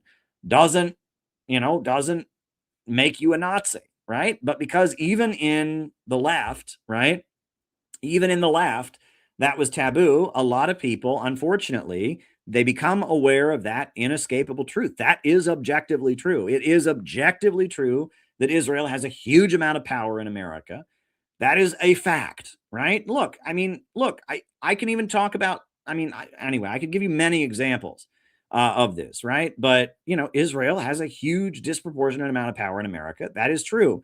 And there are many people, and then you're not allowed to say that. That's one, aspect of, the propaganda is that, in addition to that being true, if you say that, they call you a Nazi, they call you an anti-Semite. Well, a lot of people hear that, and that leads them down an unfortunate rabbit hole. And I believe Nick Fuentes is part of that, right? Well, it's like, I know this thing that's true, which is that Israel has a huge amount of power. So therefore, no. And in fact, that's not true. And in fact, white nationalism and Zionism walk hand in hand. They're like the same thing, except, Zionism is a form of white nationalism for one particular ethnic group of whites, basically. You know, I mean, in a lot of ways. Now, you know, and one manifestation of that is that Ethiopian Jews, who are Jews, get discriminated against in Israel and are treated like garbage in Israel. Why? They're Jews. It's supposed to be a Jewish state, but you're not really a Jew if you have dark skin. You know, you might technically be a Jew, but Israel still kind of hates you. Right. And, you know, and that has been written about extensively, the discrimination against Ethiopian Jews. And unfortunately, though, a lot of Ethiopian Jews go into the Israeli armed forces to try and prove themselves, right? So that doesn't mean that Ethiopian Jews are like allies of the Palestinians. They're not. But a big aspect of Israeli society is that dark-skinned Jews get treated like garbage. And if Israel's not a racist country, why should that be? If it's just Israel is the country for Jews, if you're a dark-skinned Jew, it should be fine. But it's not, right? It's not, right? You know, so anyway. I hope that gives you an answer to your question, Unanimous. You know, I want to be careful about this. And you mentioned Tucker Carlson. I don't think Tucker Carlson is a white nationalist. I think Tucker Carlson is a guy from a conservative background who's becoming more and more anti-imperialist. And look, he supported the Uhuru movement. I think he's open to a lot of different views.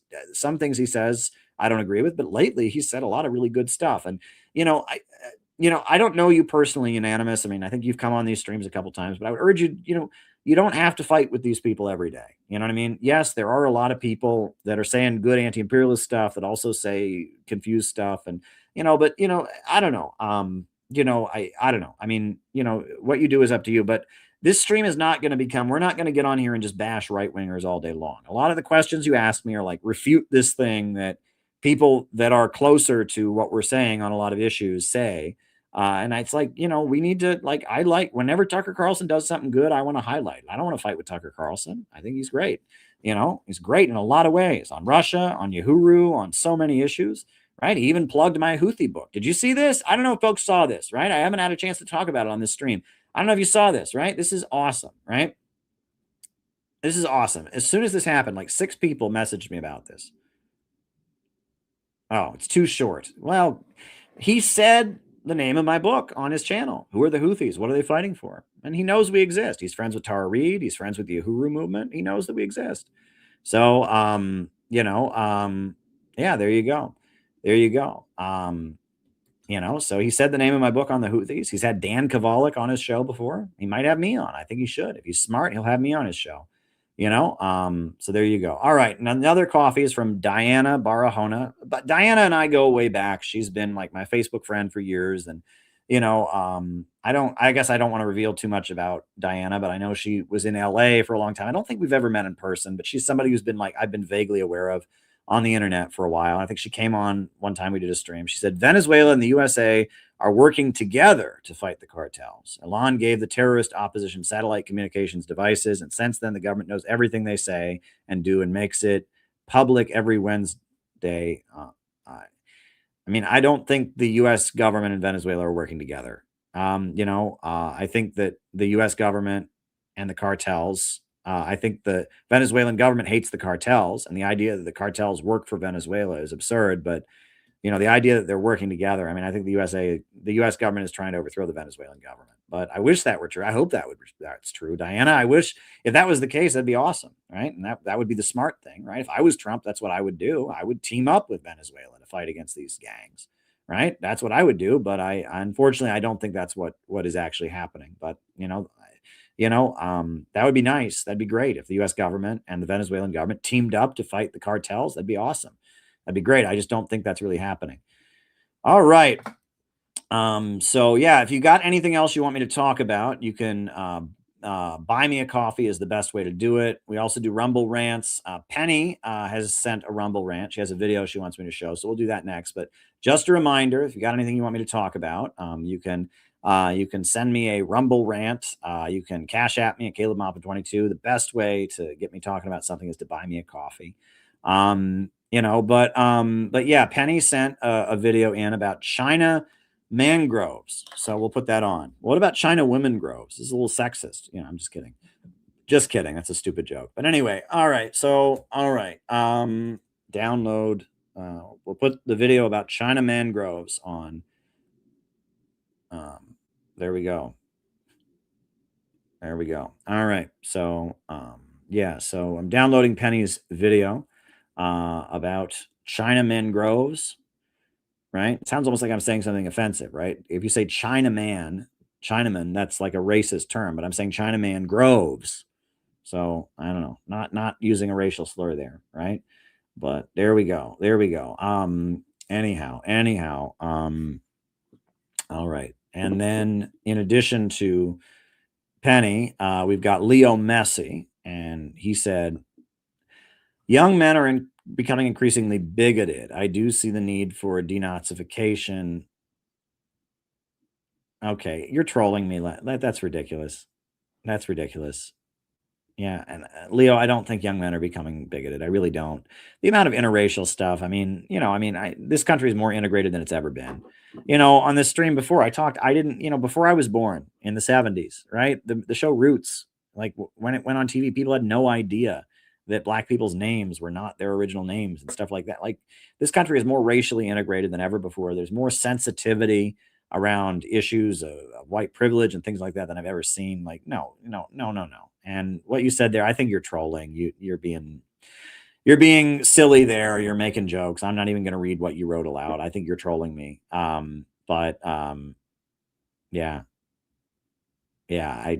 I don't even like, labor camps. Very funny. Very funny. Yeah. I don't think that, Leo Messi. And come on. You can do better than that. Come on. The problem with me, right, is that I always take people at face value. If people say something to me that's like intended to be silly, right, I will take it at face value. And you're not supposed to do that, right? If someone asks you something silly, you're supposed to go, come on, that's stupid. But for some reason, I like to take things seriously. But I saw what you're saying there, and I just come on now. Labor camps, really? I don't think young men in America are becoming more racist. I don't think they are. I don't think that's the reality. I mean, I think that the political correctness. Look, there would be no Nick Fuentes if there wasn't obnoxious political correctness, right? And the woman who wrote "Kill the Normies," she basically made that point, and that's true. If it wasn't for the wokeification of the left, and that left populism is like non-existent, and the left, completely, is not interested in economics and just wants to point fingers and call people racist. If it wasn't for that, if there was a genuine economic socialist movement, you wouldn't have this phenomenon. But no, I don't think young men are becoming more racist. I don't, right? I think that, again, there's some blowback, and, and I think Nick Fuentes is a cancer. There's a lot of people that are on the right, like Candace Owens, like Tucker Carlson, that I think very highly of. Nick Fuentes, I do not think highly of. And I think that he is being artificially boosted. And I think he is, I think he's just, even if he believed in what he was saying, he presents himself. He's training a group of young men to be professional assholes. Everything about him just is like, I am an obnoxious incel. I am an obnoxious, sarcastic, rude shithead. That's what Nick Fuentes is. I have absolutely no love for that guy. All right, here we go. It was our first morning here. Before we even had time to set up our gear, this little duckling paid a surprise visit. No apparent wound, no signs of bird flu, but she can't fly or walk. And once again, Ranger Song Changhua comes to the rescue.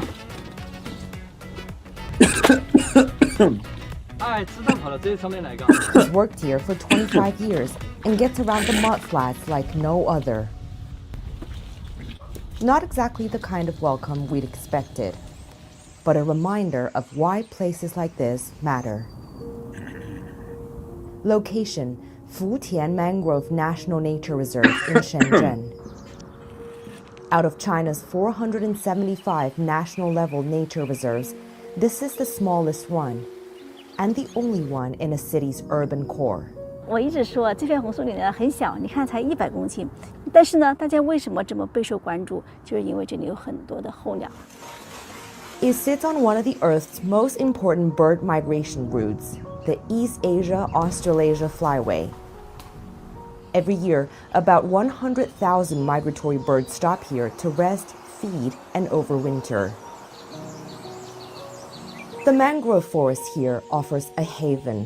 红树林的植物种类全球只有70到80种，对不对？它植物种类不多，但是呢，靠着红树林，它下面生物多样性很丰富。At high tide, seawater flows into the forest, bringing with it mudskippers, fiddler crabs, worms, and other shellfish. At low tide, the water retreats, exposing vast mud flats. For migratory birds, this rhythm means predictable food supported by self-renewing ecosystem. 所以我们说保护这个红树林呢，它其实就是保护这个生态系统，要让这个食物链能够源源不断的这样持续下去。The star species here is the black-faced spoonbill. In 1994, the global population of the bird was down to around 300. Now it's more than 7,000. 黑脸琵鹭呢，它可以说是全球这个水鸟保护最成功的案例之一。这些鸟类它主要是依赖湿地来生活的，所以我们觉得从全球来说，这个也是说明对湿地的保护呢，还是做的比较多的贡献。A testament that when wetlands return, life does too. Over the past 5 years, under China's 14th five-year plan, the country restored some 50,000 hectares of coastal wetlands and expanded its mangrove forests to 31,000 hectares, making China one of the few countries in the world to record a net increase in mangrove coverage. The size of the mangrove forest here in Shenzhen isn't big. In fact, it only accounts for about 1% of all mangroves in China. But it has become a global calling card for conservation because it's so rare and so precious for a megacity with a population of nearly 18 million to have a small pocket of nature right in its city center. What's happening here is not just a local success story. In 2024, through President Xi Jinping's earlier proposal, Shenzhen became the host city of the world's first international mangrove center, a new platform for global cooperation on shared environmental challenges. 50% of mangrove all the world are endangered, and I think with IMC we can promote joint action for conservation and restoration of mangrove. Shenzhen has also become a testing ground for blue carbon innovation. 红树林它的固碳能力特别强，它的单位固碳能力是森林碳汇的5到10倍。第二，它的固碳时间特别长，因为大量的碳呢被封积在这个缺氧的这个沉积物里面，可以存至数百年甚至上千年，所以它很难再漂移到我们的这个大气层中。In 2023, Shenzhen conducted China's first public auction of mangrove carbon credits, turning ecological protection into a market-based conservation tool. 这种模式其实对于这个政府来做进一步的保护这个红树林，它也可以形成一个良性的循环。这也是企业和社会参与红树林保护、参与碳汇事业的一种途径。China aims to peak its emissions by 2030 and achieve carbon neutrality by 2060. The next 5 years will be critical. Nature-based solutions, including mangroves and other blue carbon ecosystems, are expected to play a growing role. 全球的这个生态系统里面，它的碳汇、碳储量是非常巨大的。随着研究开始慢慢向海，大家对这个蓝碳的这个固碳的机理的认知也是逐步提升的嘛。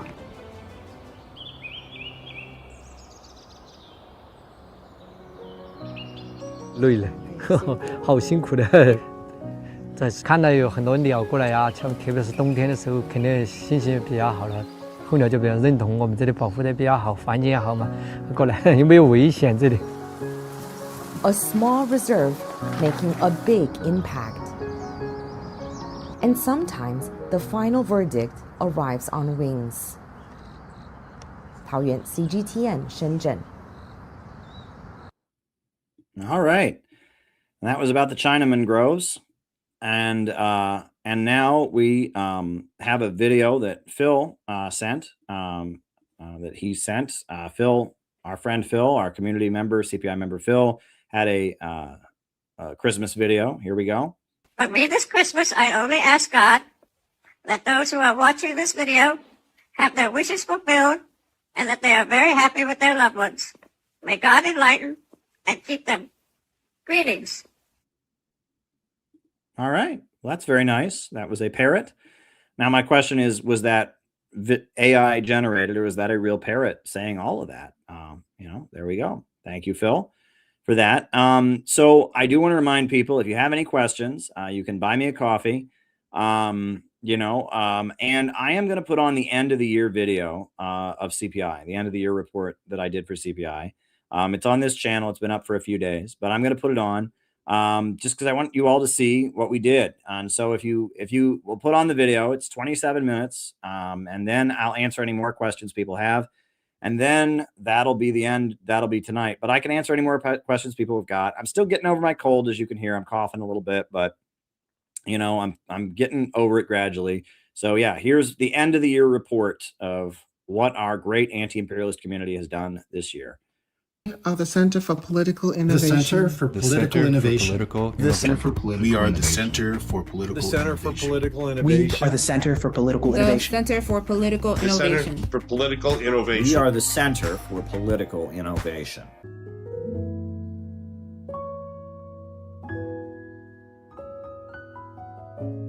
How do we even begin to describe the activities of the Center for Political Innovation in the year of 2025 and what this year meant for our movement? So much has gone on. Our post-pandemic culture has trained a lot of people to just kind of hide in their internet bubble and listen to podcasts. People remain isolated, only hearing people that they agree with and being polarized against each other, fighting over cultural issues. But the Center for Political Innovation exists to break people out of this artificial bubble with constant outreach, coming together, learning to be brothers and sisters as we carry out operations to promote anti-imperialism and our vision for a new America. We are an organization of go, go, go activism, bringing the message to the people and building a solid community. So, how do we sum up the year of 2025? Well, we could start with the numbers. Hundreds of people attended our convention that took place in Chicago. Hundreds more attended our workshops around the country or participated in the demonstrations and protests and national days of action that we organized in cities across the country as well. In addition to that, over 3,000 copies of our book, Who Are the Houthis and What Are They Fighting For?, were distributed across the country. Thousands more copies of our newly published books were sold. Thousands of people saw us in the streets of Chicago, New York City, and Los Angeles with our banners and our messages. Thousands more watched us on international media, whether it was my interviews on Iranian television, whether it was the interviews that were given by our members about hands-off Venezuela, whether it was the speeches that were given by myself and other members who participated in international gatherings, or whether it was the radio interviews I did regularly on WBAI NYC radio promoting anti-imperialism. We were getting out the message, and thousands of people in this country became familiar with the anti-imperialist, pro-working families message because of the work of the Center for Political Innovation. Now, in the next section of this video, I am going to go over everything we did in the year of 2025. I'm going to give you a timeline, and I do warn you, it's a little bit long because we've done so much this year to promote anti-imperialism and to solidify our community. So get ready. This is everything we did in the past 12 months. On January 20th, we started off the year with an event marking Donald Trump's inauguration. The day of the inauguration, we were in the streets of Washington, D.C. with our two big banners, Only Peace Can Make America Great Again, and Build the Peace Bridge, highlighting the Bering Sea Tunnel connecting Russia to the United States via Alaska. And we distributed thousands of pamphlets to those attending Trump's inauguration in Capital One Arena. And that night, we had an event that took place at a nearby hotel with speeches, music, and all kinds of different messages highlighting anti-imperialism. On January 30th, I attended Tulsi Gabbard's confirmation hearings on Capitol Hill, and watched her take questions from the Congressional Committee about her record as an anti-war activist and her efforts to make peace. On February 22nd, we had a workshop in Minneapolis. Now, this workshop was a little different than others because there were 15 protesters outside, accusing CPI of being a cult, screaming that we were too sympathetic to Russia. But that didn't stop us, and despite the fact that we faced some woke Antifa disruptions, we had a tremendous workshop and got to know and solidify our relationship with a lot of great people in the Minneapolis area.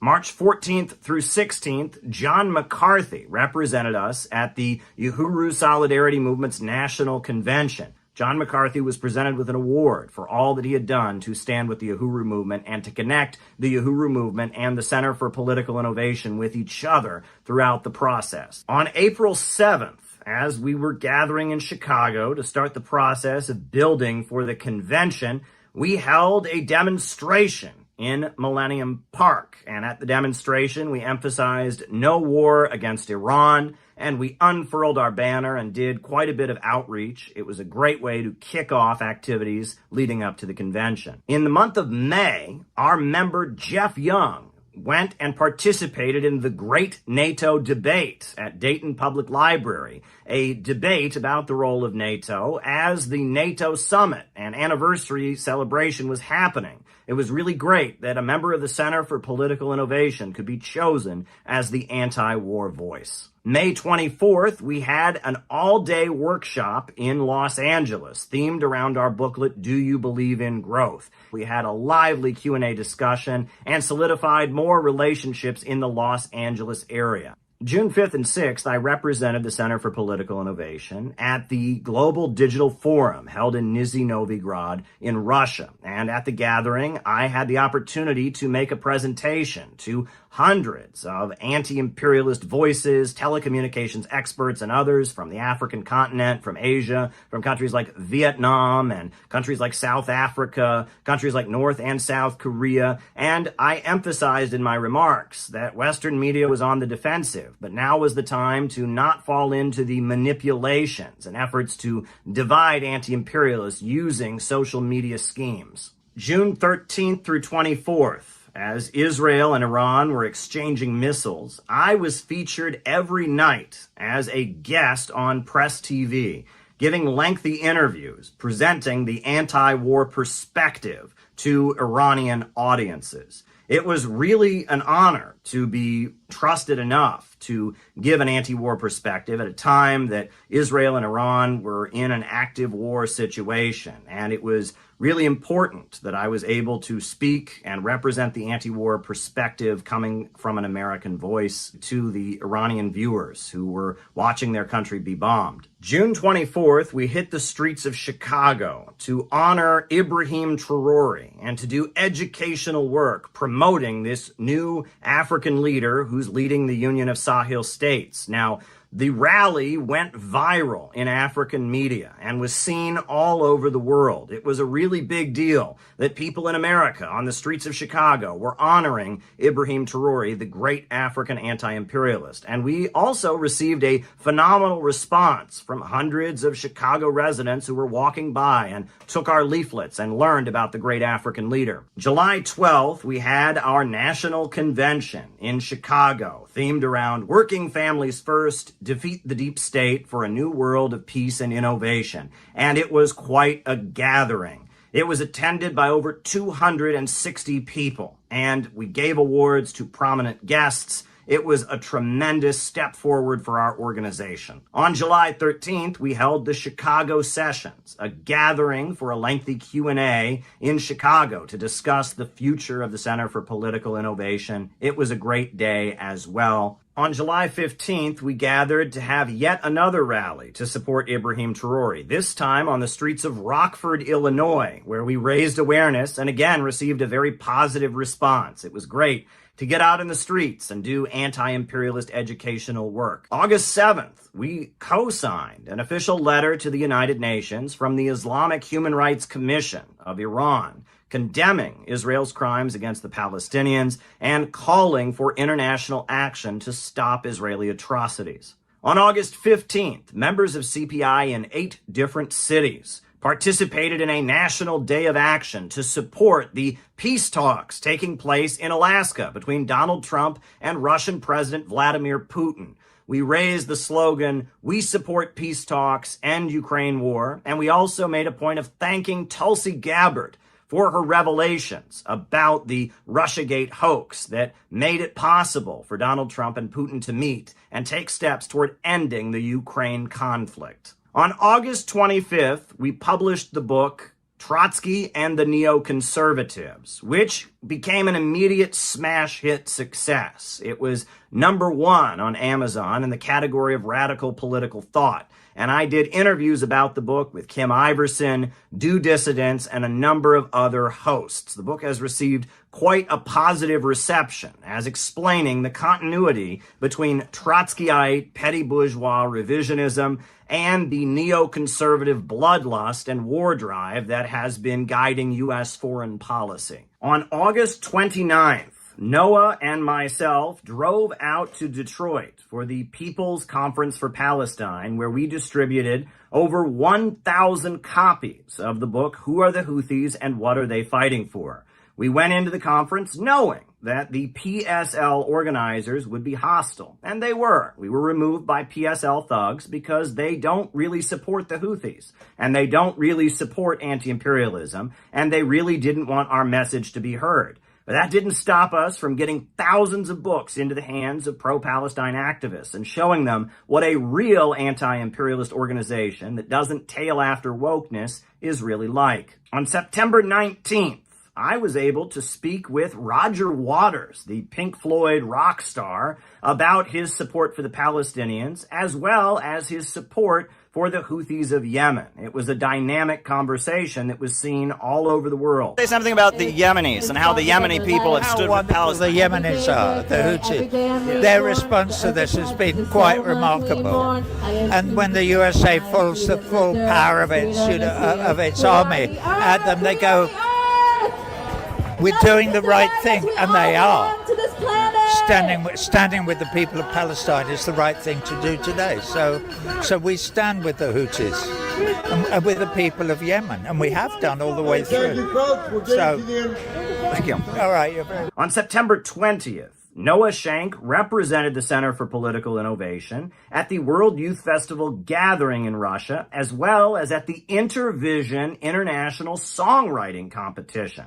Russia was banned from the Eurovision competition, so they launched their own, Intervision, and it was an amazing international event featuring artists from all across the world, and it was really great to have CPI represented there, with really the only American in attendance being Noah Shank of the Center for Political Innovation. On October 4th, we held yet another National Day of Action to support peace talks. This time, not only did we raise a call to negotiate with Russia and end the conflict in Ukraine, we also called for prosecuting John Bolton and the war makers who promoted the Russiagate hoax that marched us toward the war. On October 17th, I had the honor of attending a very important gala in Moscow to commemorate the founding of RT. It was held at the Bolshoi Ballet Theater in Moscow and was attended by George Galloway, former president of Ecuador, Rafael Correa, and other very important guests. It was really special that we, as an organization, could be represented at this very important international gathering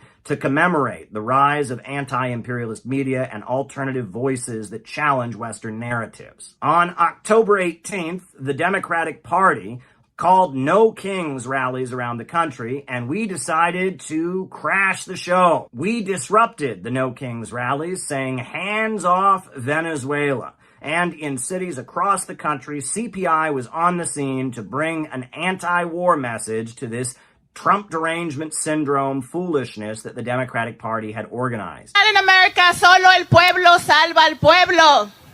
Only the people can save the people. We are the people that will repair, restore, and make this nation finally the place of belonging for all of us.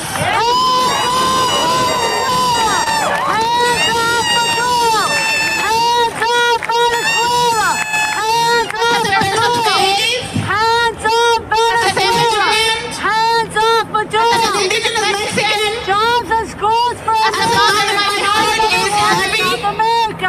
In Minneapolis, our members disrupted Keith Ellison as he spoke, as well as other Democratic Party officials. And in Los Angeles, our members were featured on the prominent No Jumper podcast, interviewed about why it's important to have solidarity with Venezuela. On October 24th, Kirill Dmitriev, the CEO of the Russia Foreign Direct Investment Fund, came to New York City to negotiate with the Trump administration.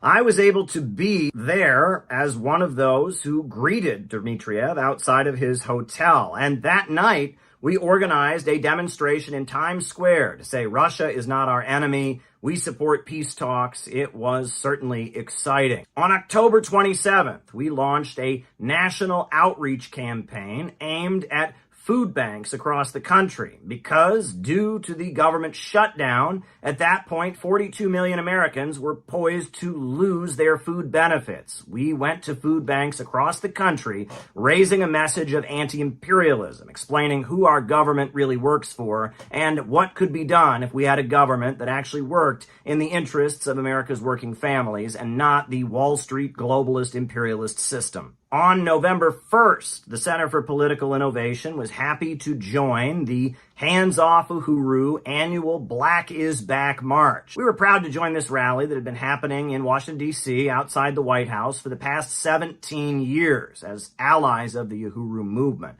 I was able to give a message at the press conference the day before and to speak at the actual rally outside the White House. It was very important to be there. On November 16th, the Center for Political Innovation was involved in organizing a rally in Times Square to support Dr. Haq Jahan, the mother of peace, a key figure in arranging for Donald Trump to visit North Korea in his first term, a key advocate of the peaceful reunification of the Korean Peninsula. Dr. Haq Jahan is currently being held in detention as her trial goes on in South Korea on trumped-up bribery charges that are politically motivated. We were very happy to be involved in organizing this important rally to support a friend of North Korea and call for the release of an 82-year-old woman who has dedicated her life to advocating peace. On November 27th, CPI members in Minneapolis decided to mark the holiday by doing banner drops over a major highway.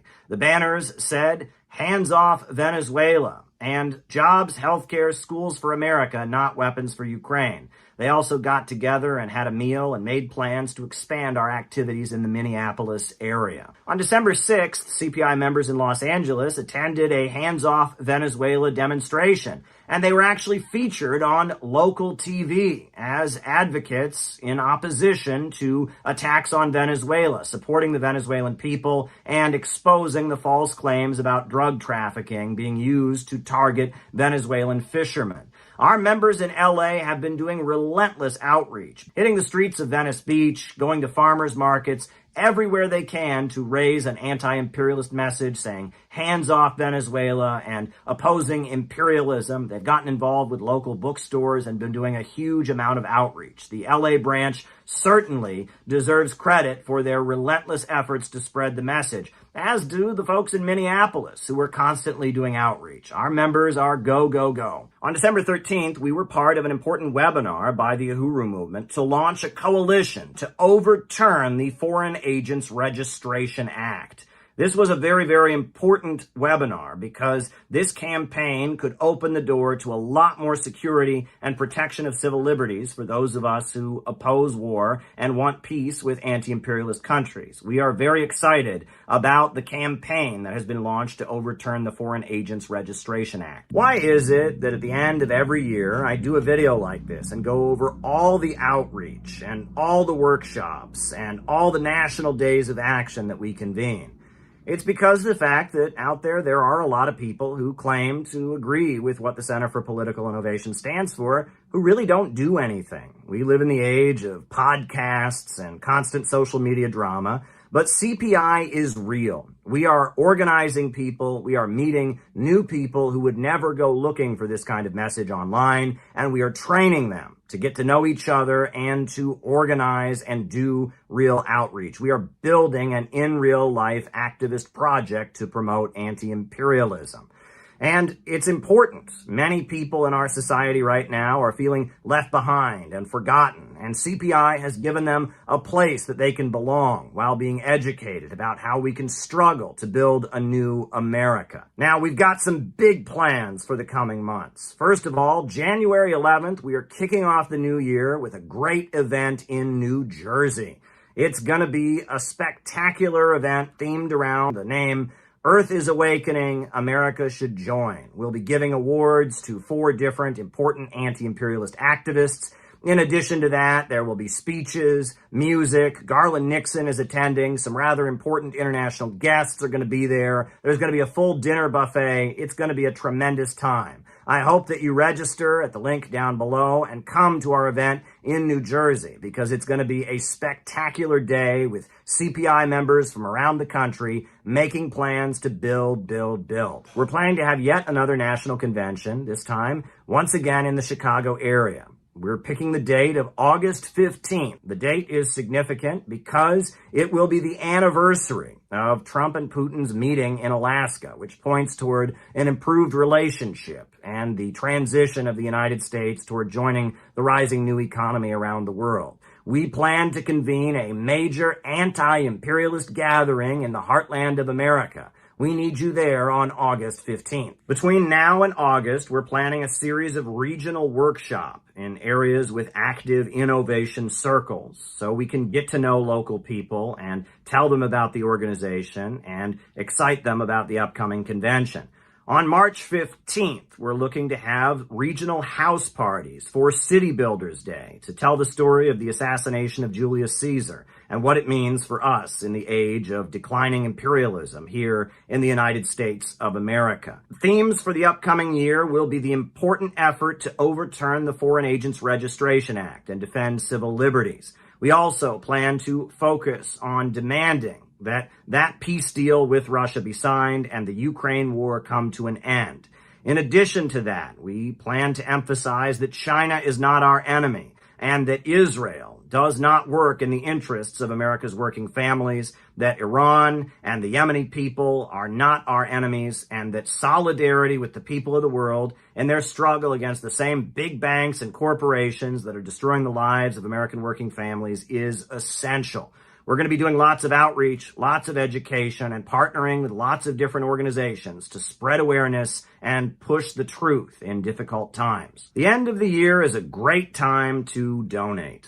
At this point, we need money. All of these workshops, all of these educational outreach activities, they all require funds. And if you donate to CPI, you will be helping fund important anti-imperialist educational work. Now would be the time to send us an end-of-the-year contribution or to sign up to become a monthly contributor to the convention fund to help us have a convention on August 15th of 2026 that is even more successful than the one we held last year. Please donate at the link down below. Sponsor our activities. You will not be wasting your money by any means. We have lots of work to do. One of our focuses in the coming year will be on setting up shop, finding a location in the country where we can set up a community center and really complete our out of the movement to the masses mission and operating in the community and not being an internet niche for anti-imperialists, but rather being an organization that people in the community rely on while being educated about anti-imperialism. It's not easy to set up shop, but it is necessary. The clock is ticking and the flood waters are rising. The time for building and solidifying a base among the population is now. The storm is coming, and what I've referred to as strategic equilibrium could soon be the reality facing America. We have got to be prepared. It is time to set up shop in communities. The Center for Political Innovation has gone through multiple phases as an organization. We have been learning as we organize and build.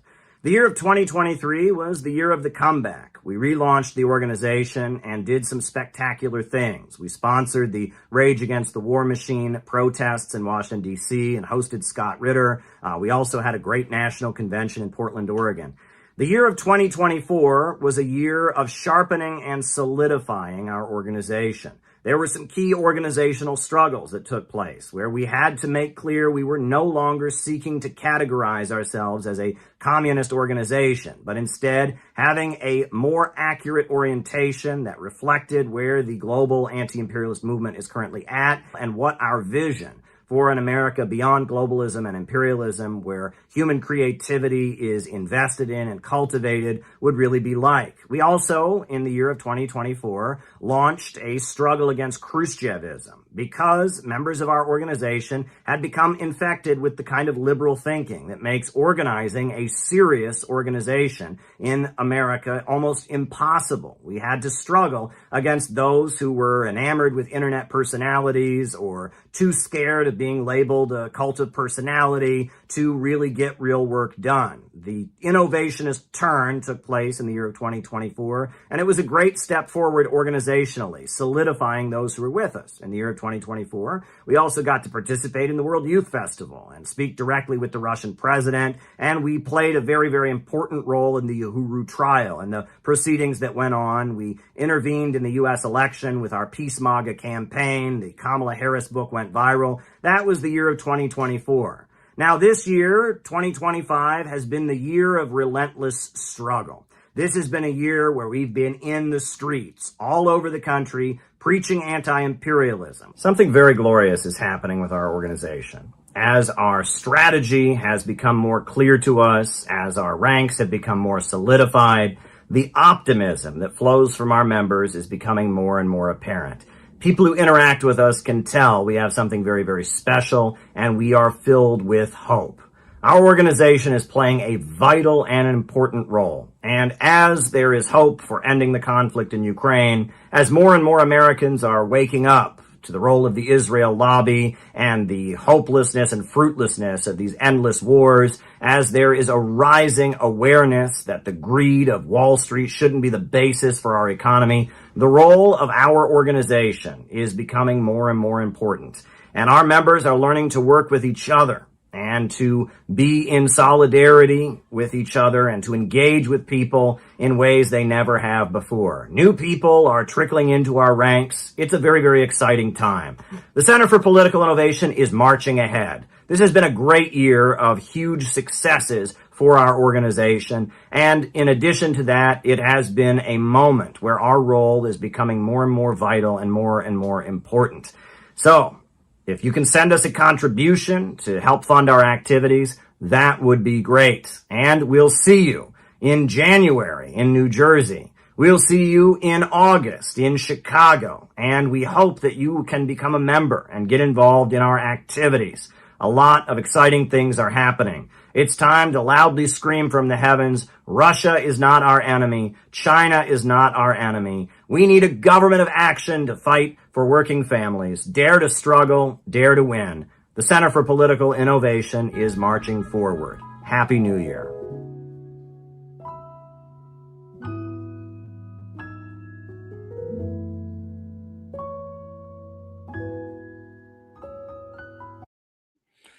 All right. So that was the end of the year message. I hope people will promote this message. It's on the YouTube channel. Send it to all your friends and family. Show them what our organization is and show them what we do, right?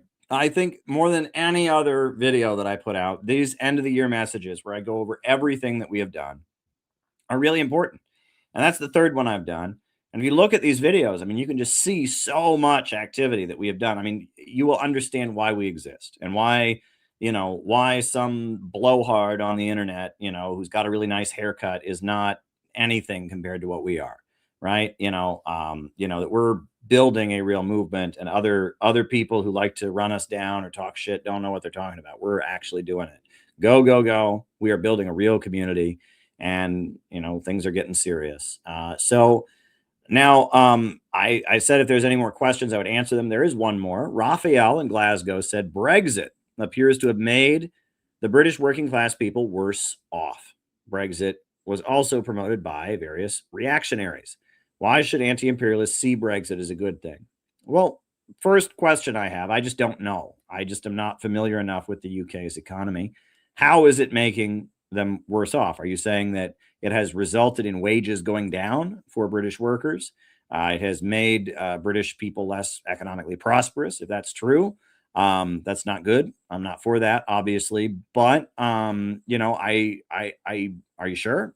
Because my understanding is that the European Union, in a lot of ways, as an economic union, hurt British workers, and that a lot of the labor unions and others had opposed the European Union, prevented the government of Britain from protecting British workers in various ways. But I could be wrong.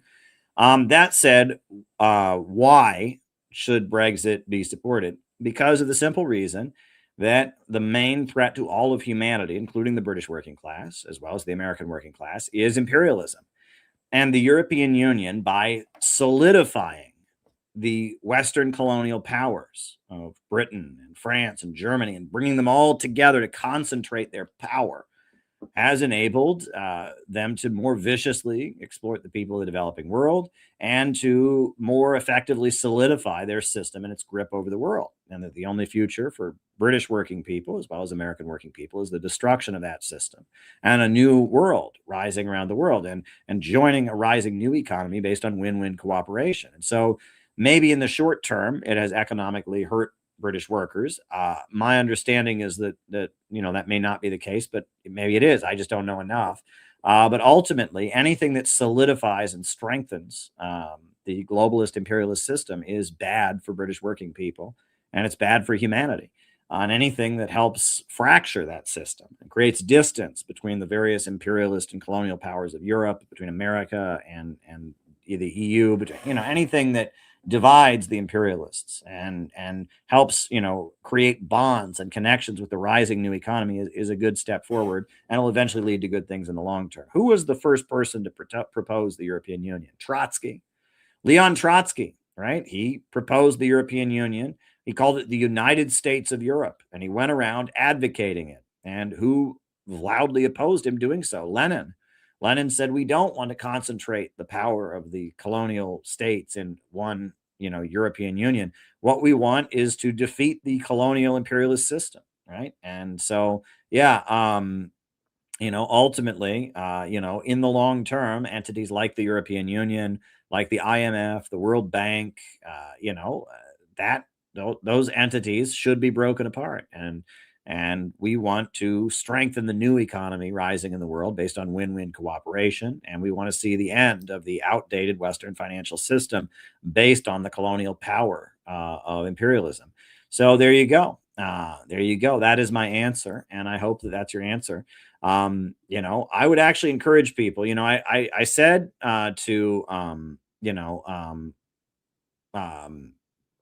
said to Kim Iverson today, I laid out, that, what we're against, right? That there's three ways to understand it. First, you can talk about Henry Charles Carey and what he wrote about the American system versus the English system, and how the British Empire and the English system and all of that is one way of doing things. And it keeps nations in poverty. It's rooted in Malthusianism. So that's the one view. You can also view it in the Leninist way. Vladimir Lenin talked about imperialism, monopoly capitalism, the rule of the world by big banks and corporations, and international financial oligarchy, territorial partitions, trust cartels and syndicates.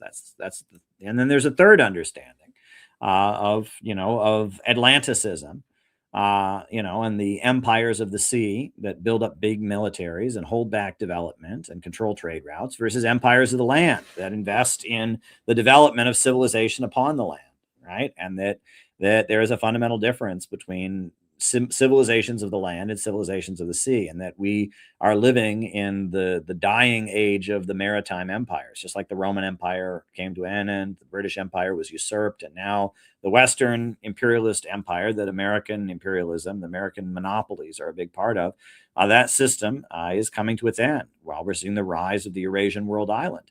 And the Eurasian way is largely based on win-win development, right? If you're building an empire on the land, you have to build roads, and you have to develop in order to trade, in order to have stability. Whereas if you're building an empire on the sea, you just have to build a mighty navy. There's a difference.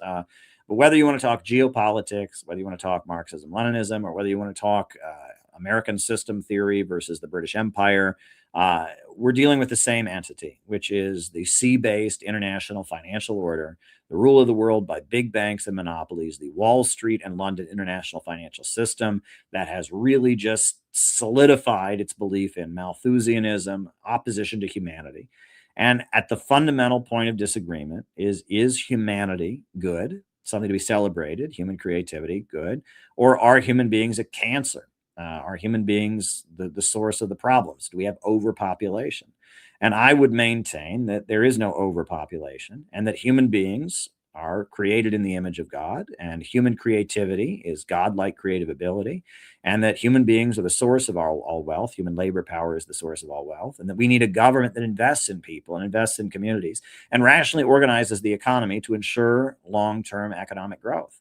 And that right now we have a government that is working on behalf of the big monopolies to try and drive down living standards. And what we need is a government of action that will fight for working families, to break the power of the big monopolies and reorganize the economy to continue to grow in a popular state that invests in people, enables people to start their own businesses, et cetera, and has a long-term economic plan with a central bank, with public control of our natural resources, with mobilizing infrastructure projects and hiring the young people to go build, providing things like healthcare and education to make sure that our people are productive and creative. That's what I'm advocating. And, you know, that doesn't fit me in well with the left that just wants to talk about identity politics. It doesn't fit me in well with the right, which in America, the right just kind of believes in capitalism and the free market is the solution to everything. Ultimately, we need an anti-monopoly coalition.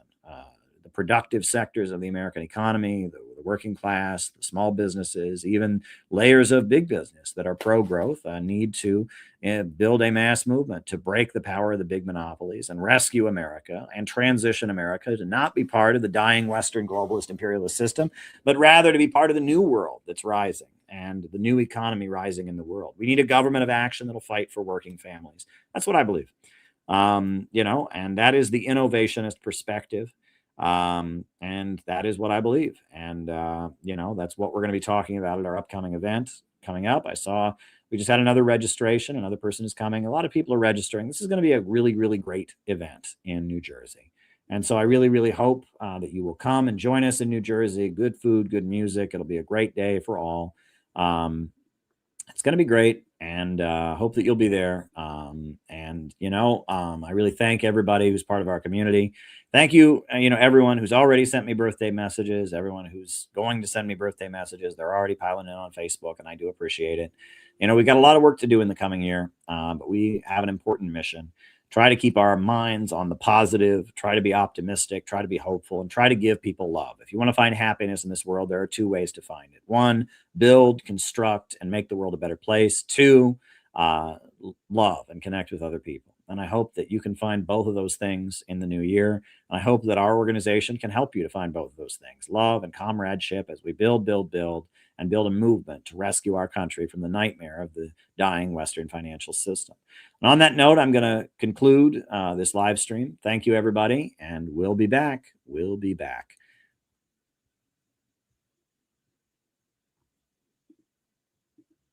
A new upsurge in the struggle against U.S. imperialism is now emerging throughout the world.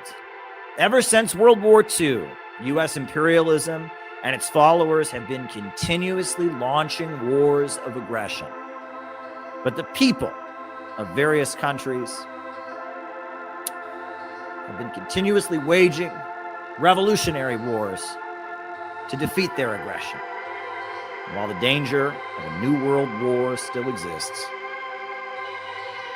and the people of all countries must get prepared, revolution is the main trend in the world today.